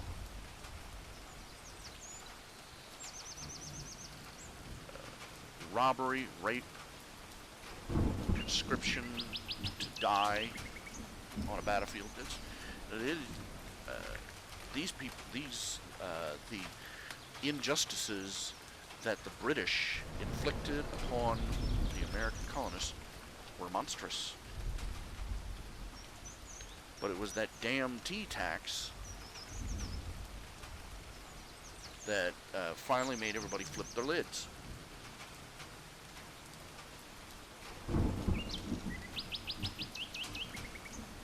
And the British have been spent the last 200 years sitting back on that little bitty island of theirs, wondering what the hell happened.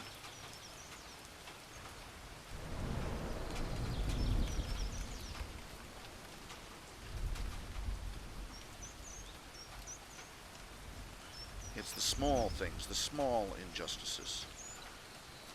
Look, the counter-revolution against the social justice warrior movement, it didn't come with these atrocities that are being committed against married men by these feminist laws. Innocent men being thrown in prison and being subjected to brutalities because some bitter, jealous woman lied and said he assaulted her. The estimation for the number of false rape allegations, and this is based on the ones that were proven false, 25 to 40%. Do you get that? 1/4 to almost 1/2 of all the rape accusations in the United States are lies. Outright lies. And no, we're not talking, we dismissed it because there wasn't any proof. We're talking, well, yeah, it turns out she lied. She wasn't even in the room. Kind of stuff.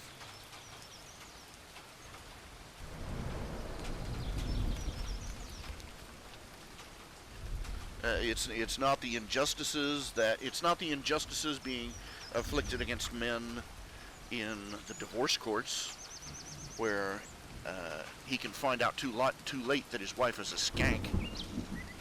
She goes out, bangs the pool boy, then applies for a divorce because my husband just isn't meeting my emotional needs, and she walks off with his house, his car, his kids.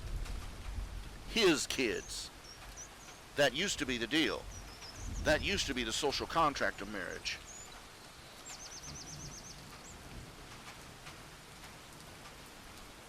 And she can, a woman can accuse a man of anything, and he will be arrested and even imprisoned. Not a lick of evidence necessary.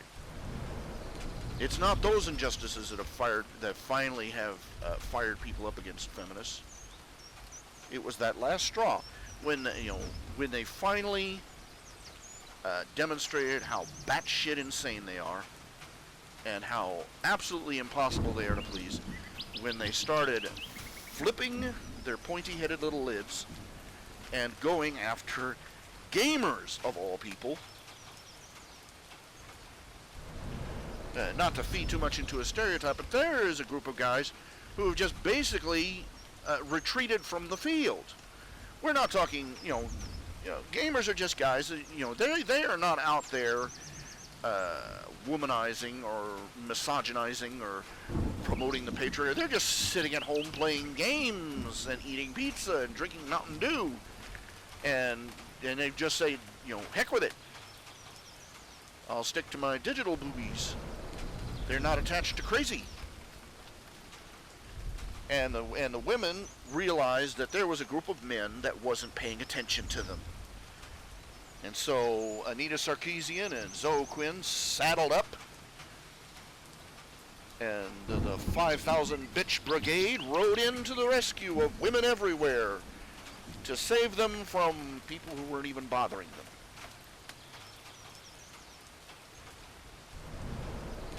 And they started screaming crazy batshit stuff about it. Misogyny and gays, and nobody can, straw that broke the camel back. That was the last straw. And the gamers and the fanboys and people have started rolling up. And the feminists, to their shock, are realizing, we're losing ground.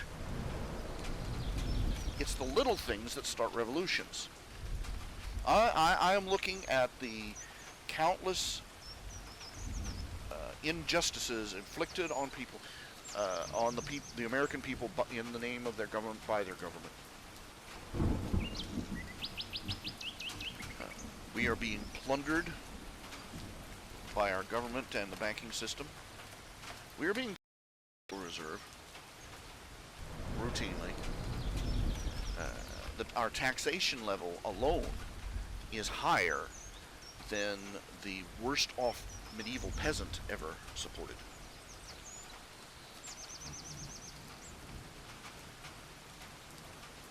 And we are losing money through taxation by coercion and taxation by fraud in the fiat currency system. We are losing our rights left and right.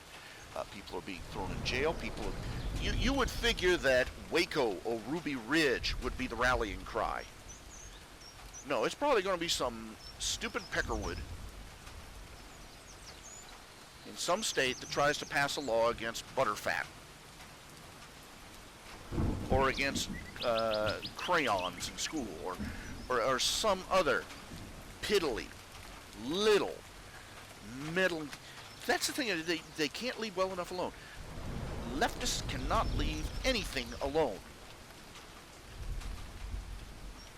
You give them everything except the last crumb, and they'll be going after it with a knife and a fork and saying, pay your fair share.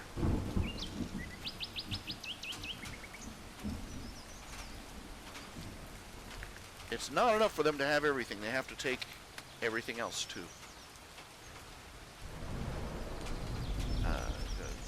There's so petty. They're small and petty and spiteful.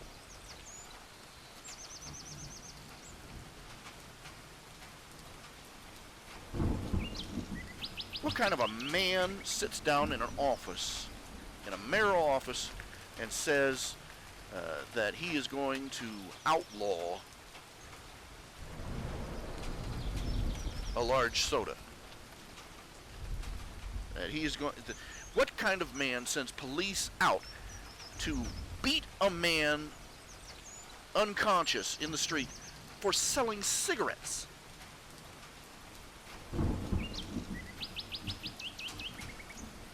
Play it all you want. You can talk. Oh well, he was resisting arrest. They had him in a they threw him on the ground and they had him in a chokehold and they killed him. He is dead. For what? For selling cigarettes without a tax sticker. Just selling them one by one to people as they pass by. Just trying to make a buck. Probably so he could buy himself a beer or maybe just a sandwich or something. Maybe bus fare home. And they killed him. And that goat fornicator in the government in City Hall is the one who has that man's blood on his hands. They're petty, they're spiteful, they're small, and that always spells their end. I'm just wondering what it's going to take. I'm just wondering what. This is one of those things that I've made it a saying in my writings. All injustices are petty. They say, "What are you going to? Why are you raising a fuss over this trivial little thing?" It's always a trivial little thing, isn't it? And it's always another one, and another one, and another one, and another one, until you have 10,000 petty, little, trivial, spiteful little rules. 10,000 spiteful little deeds by your government against you every single... Death by 1,000 cuts.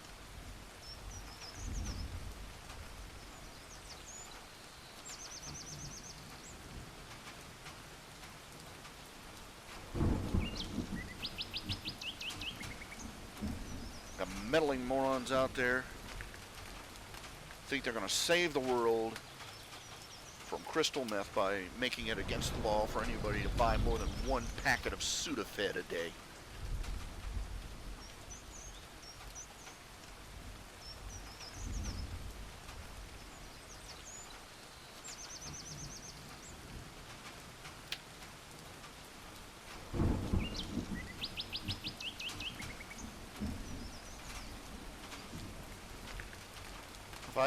If I had my way, these people would be roasted at the stake over a bonfire of their own legislation.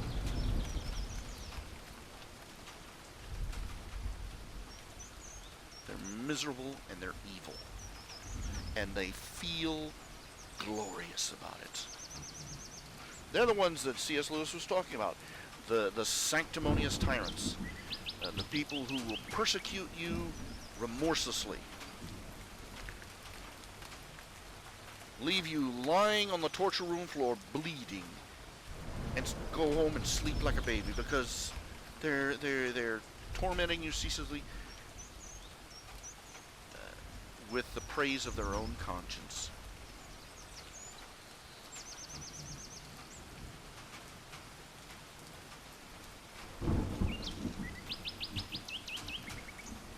They've canonized themselves for sainthood. Even as they torture small children with pins. They're talking about confiscating people's children from them because the parents don't want to give them the latest chickenpox vaccine. Chickenpox, measles, minor childhood diseases, and people are acting like they are. Like these people are out there actively spreading Ebola.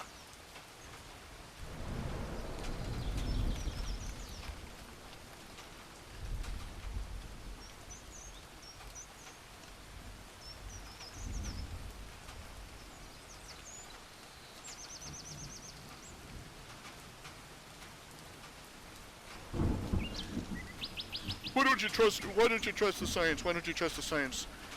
Yeah, well, you don't trust the government.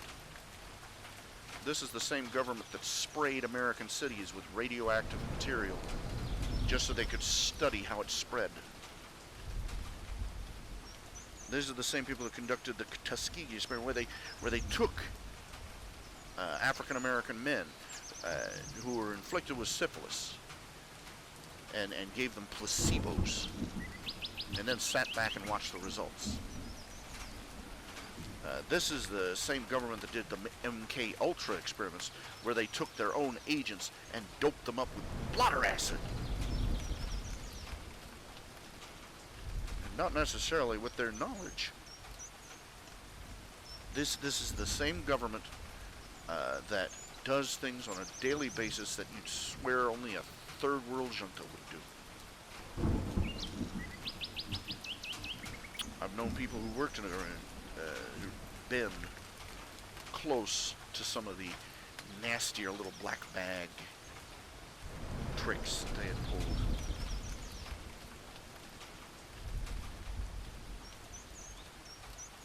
And yet we got people who are desperate to coerce their neighbor into letting them stick a needle in their veins.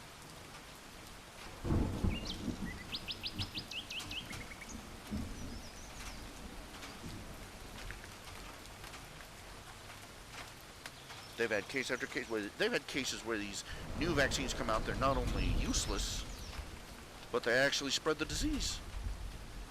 Yes, people are careful and suspicious of vaccines. They know what the people are who are handing them out.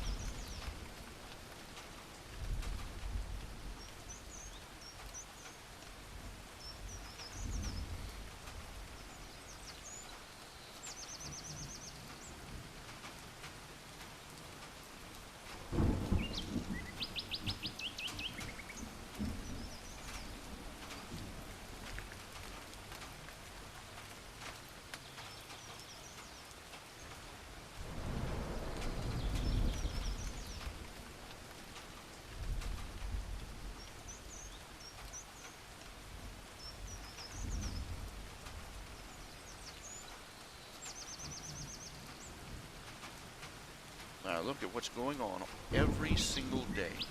Every single day. Every last one of us is subjected to petty injustices. Evils that we should not even know exist. But 1,000 miles away, somebody is prospering at our misfortune.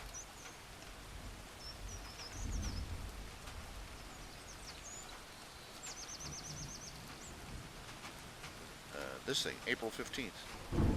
Tax day shouldn't even exist. The only reason that we have the Internal Revenue Service is because, again, of the fiat currency scandal. It's a scam.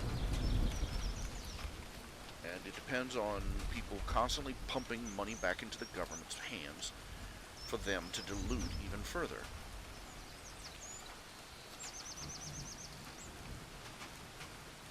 The IRS, the personal income tax, and the Federal Reserve all rose just about the same time for the same reason. It's the most massive transfer of wealth in human history. From the pockets of the people who earned it into the pockets of the bankers and the politicians. And they have done it so slickly that you'd think they were stage magicians doing hand passes over an empty table.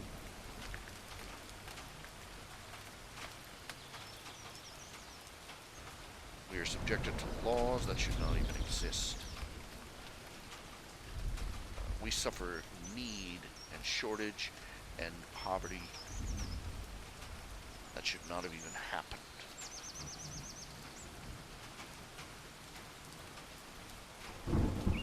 If we had had stuck to the principle of the Constitution from the beginning, if we had refused to accept the blandishments of those who spouted about social justice rather than justice for the common man, if justice is not for one person, it's not for anybody. Social justice is a misnomer. Justice can only apply to an individual, to what they have or have not done, to whether they are guilty or innocent, to whether they have been wronged or not. Social justice is a bunch of men and women going hand in hand, stealing away other people's freedoms and bloating their own power over the rest of us, all to fuel their ego and sense of self-satisfaction.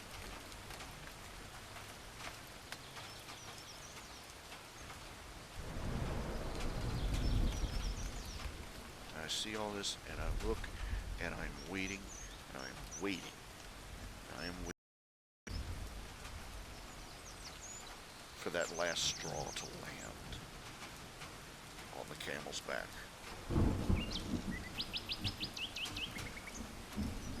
But only God knows if anything will come out of the carnage worth saving.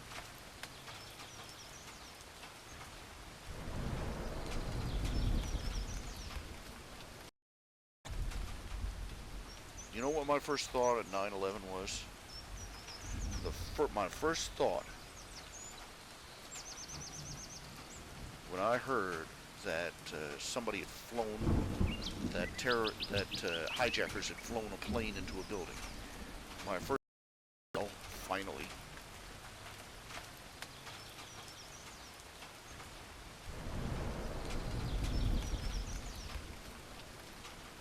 Those bastards have been hijacking people and terrorizing, and torturing them, and murdering them.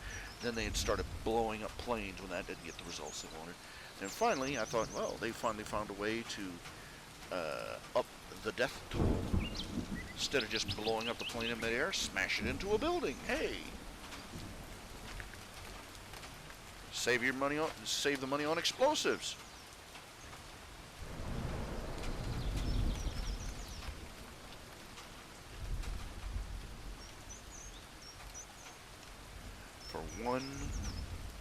For one brief, glorious minute, the world woke up.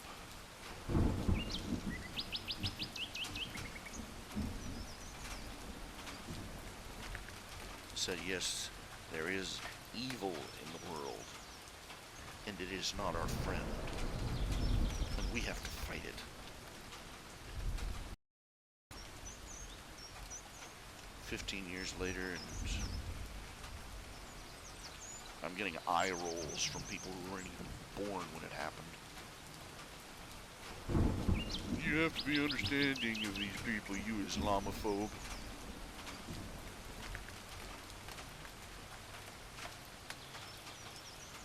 You old racist bigot. That's the new meme, you know. Old equals racist.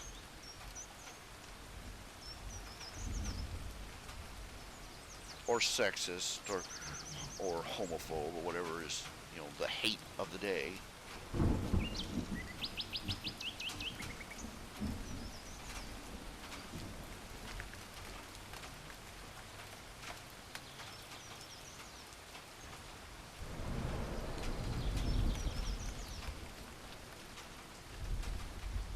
I've said this before, and I'll say it again. It's more and more of I see.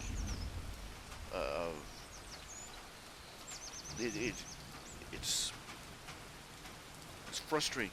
It's like waiting forever for the shoe to finally drop. That's what it's like knowing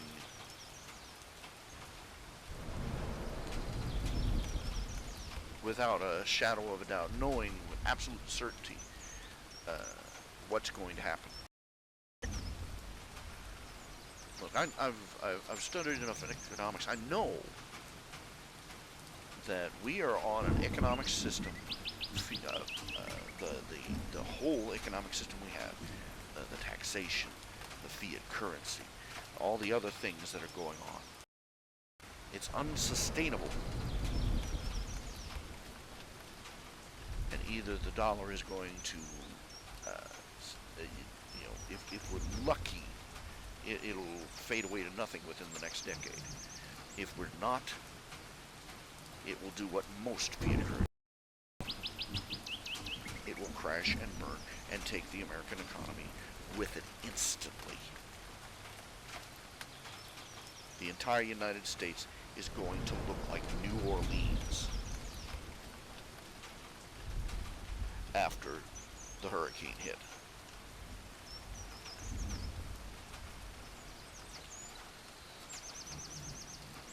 People standing around in lines waiting for somebody to give them their food stamps. Or out looting stores for TV sets and beer.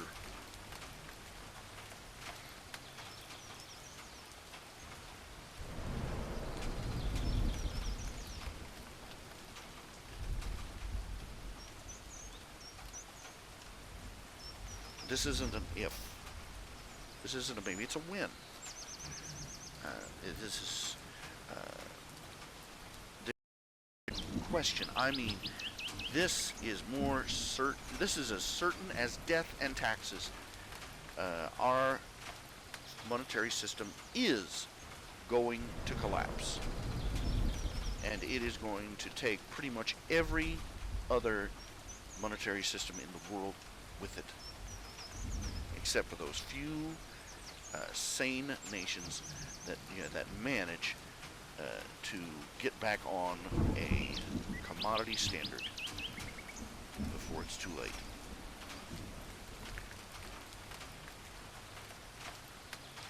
This is going to happen as surely as the sun is going to rise. I've spent years sitting here, listening, watching, and waiting for the foot to drop.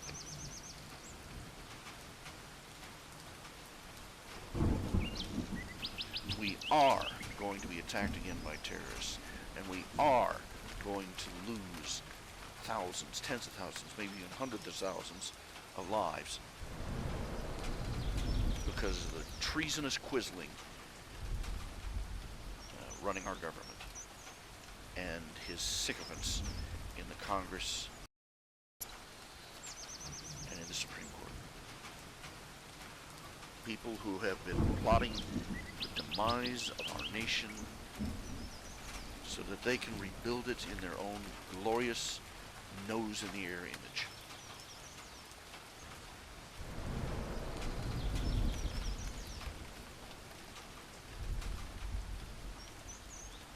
And they believe that they will escape. The more I look at this, the more I look at how this nation is setting itself up for a fall. And the more I understand how Jonah felt. Jonah did not love the people of Nineveh. He probably outright hated them.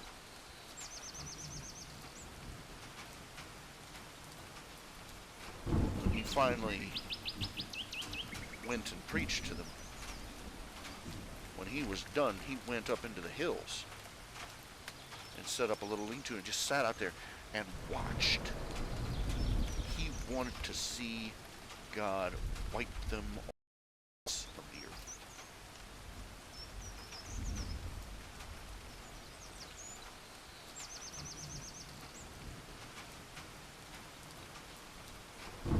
I can only imagine just how wretched Nineveh had been for years, decades, centuries. The evil and depravity that city was filled with, and it probably visited on Jonah's people.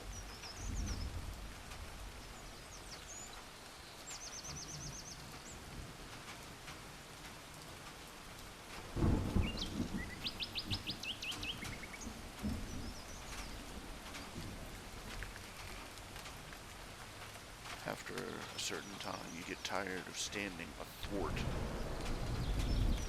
the course of history.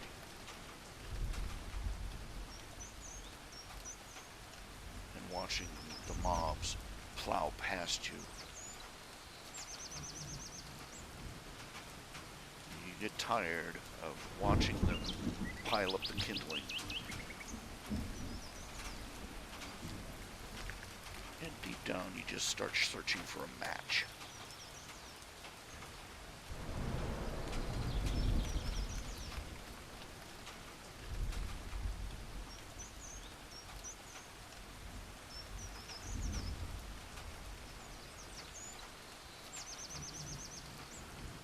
You stop trying to save them. You just wish they'd get it over with and finally bring everything down.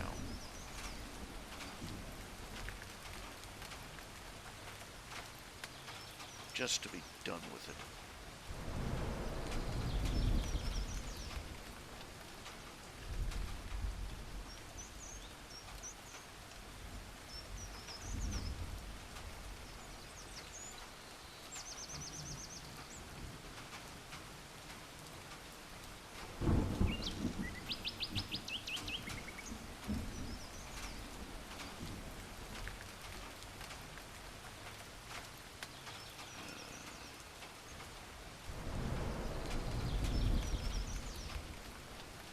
Well, Riley King, the Patriot Act, the original Patriot Act, and its reform, everybody that talks about it, few people know a damn thing about it.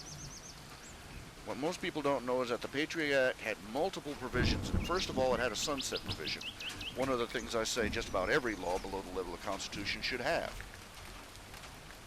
It was to pass off the books after a certain number of years, and it did. Second of all, it had provisions in there for people who had been wronged in the course of enforcing the Patriot Act, for them to come back after the fact and sue the government.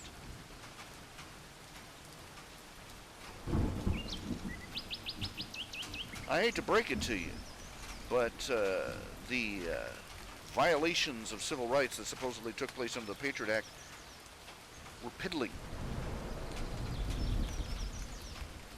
They were nothing compared to the laws we passed during World War II, or World War I, or the Civil War.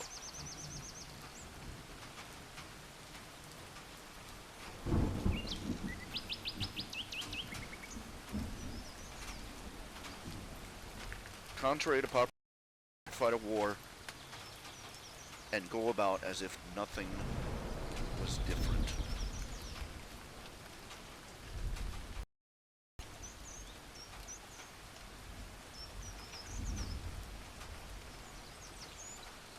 The one thing those wartime laws all had in common is that as soon as the war was won,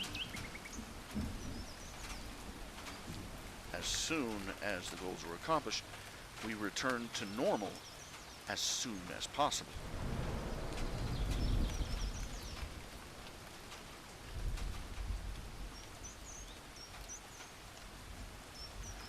The first Patriot Act lapsed, the second Patriot Act lapsed. I don't know if they've made a third. I don't think they're calling anything the Patriot Act. I'd be more interested if I were you.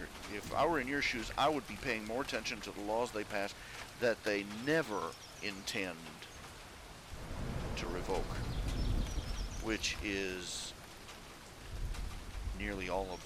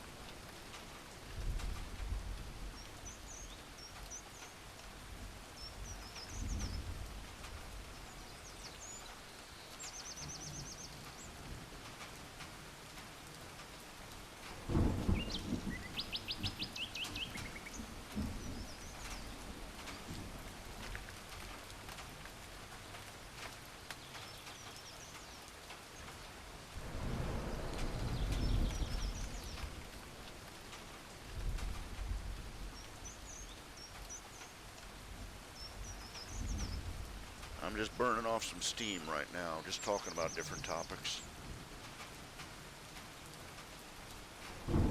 Yeah, the latest My Little Pony episode, where Twilight renovates her home, or her friends do, rather.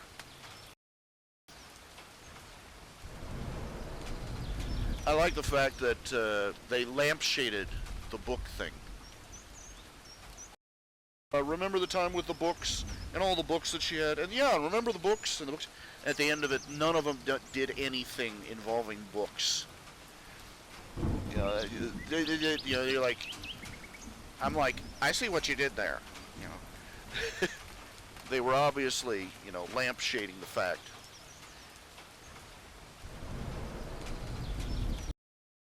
Yeah, and it turned out that all her friends each renovated a different room.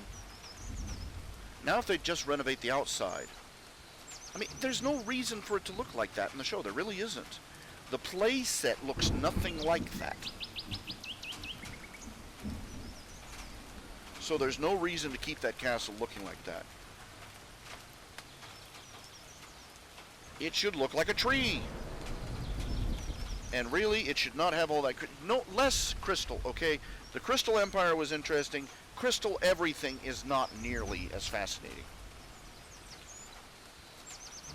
I think one of the artists watching Superman the movie over and over again.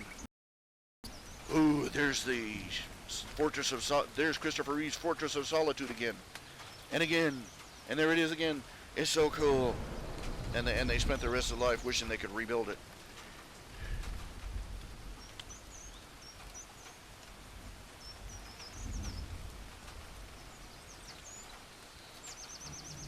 Now, the first season opener, that went in an interesting place. Because they started, you know, I think they were taking a pot shot at the whole everybody's a winner, you know, and, you know, participation award, everybody's equal stuff that they do now. But in a broader sense, they took a good whack at it. They, you know,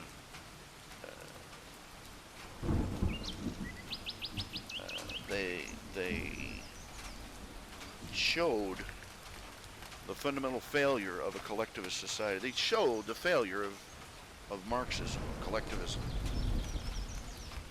That in order for it to work, everybody has to be the same, and that's no way to live.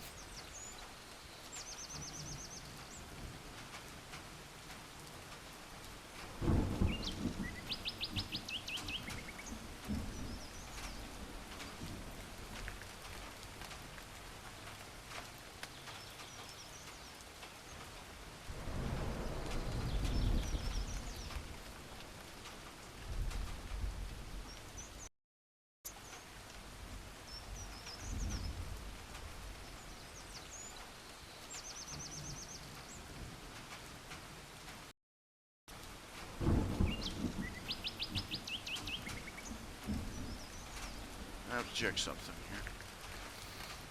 I went and I had to go to the healthcare center this morning. Stopped and bought some gas. Got home. My PayPal account locked up. Somebody freaked. They saw me use my PayPal card to buy some gasoline and crap their pants. And I'm waiting for him to, you know, I went through their whole rigmarole. Good, they restored my account. Morons. Oh my god, he bought gas! He's making a run for the border!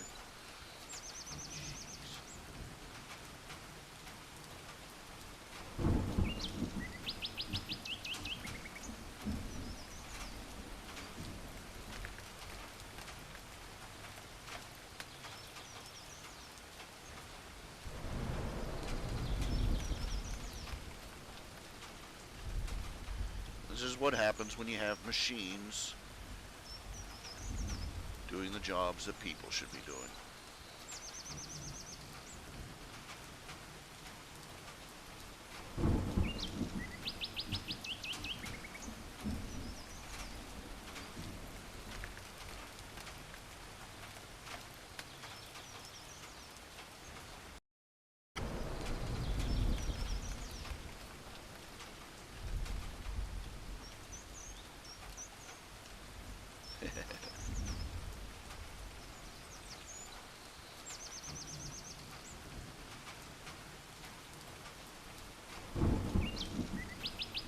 There's nothing wrong than wanting to be better than other people at something. That doesn't make you greedy. It doesn't make you selfish. In fact, it makes you an important part of society. Because it's people who try to be better than average who make the world go round. We've been sold too long on the atheist doctrine of altruism.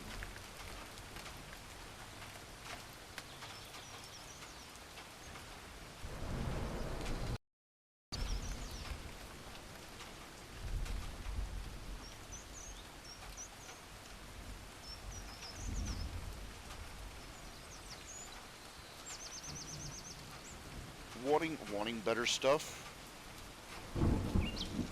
wanting better skills, wanting to make greater accomplishments.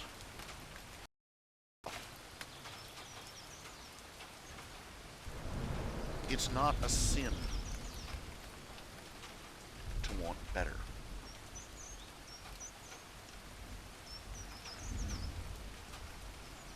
It's a sin to want to take what is better from other people.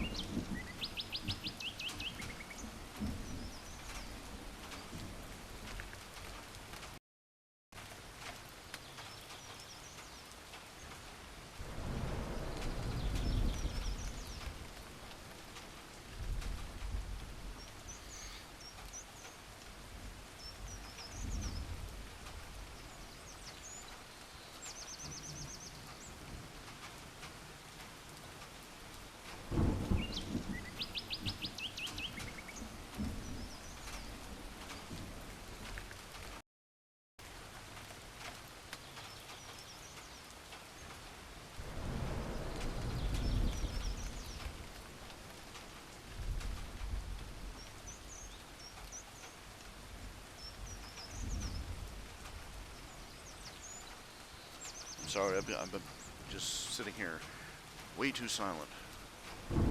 Way too silent.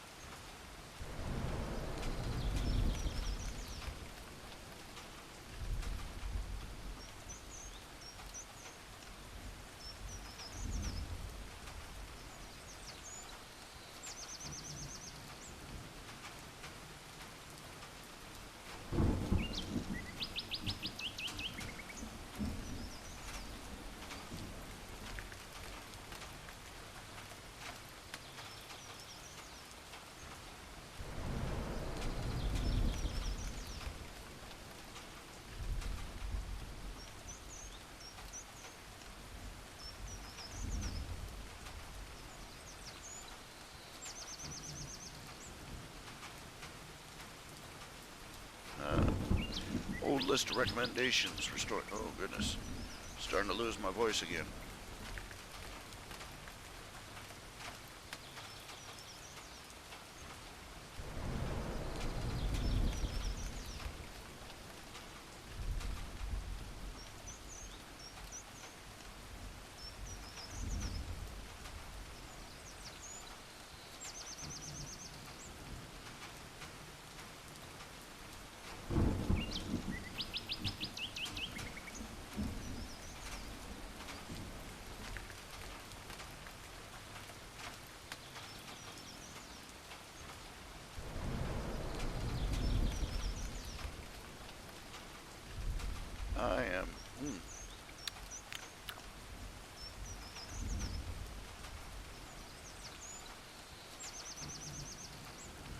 Okay.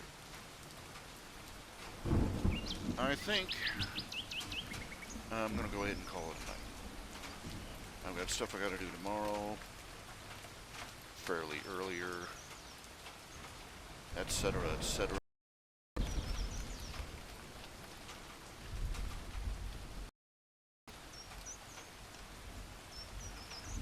I will see you all tomorrow. I think. Don't be surprised if I'm not there at 6, because I gotta be out of town at about 1 in the afternoon, and don't know if I'll get back. But for now, I'll see you all later. Take care of yourselves. Say a prayer on my behalf, because I need them. Pray for diligence. Hard work. Good night. Take care.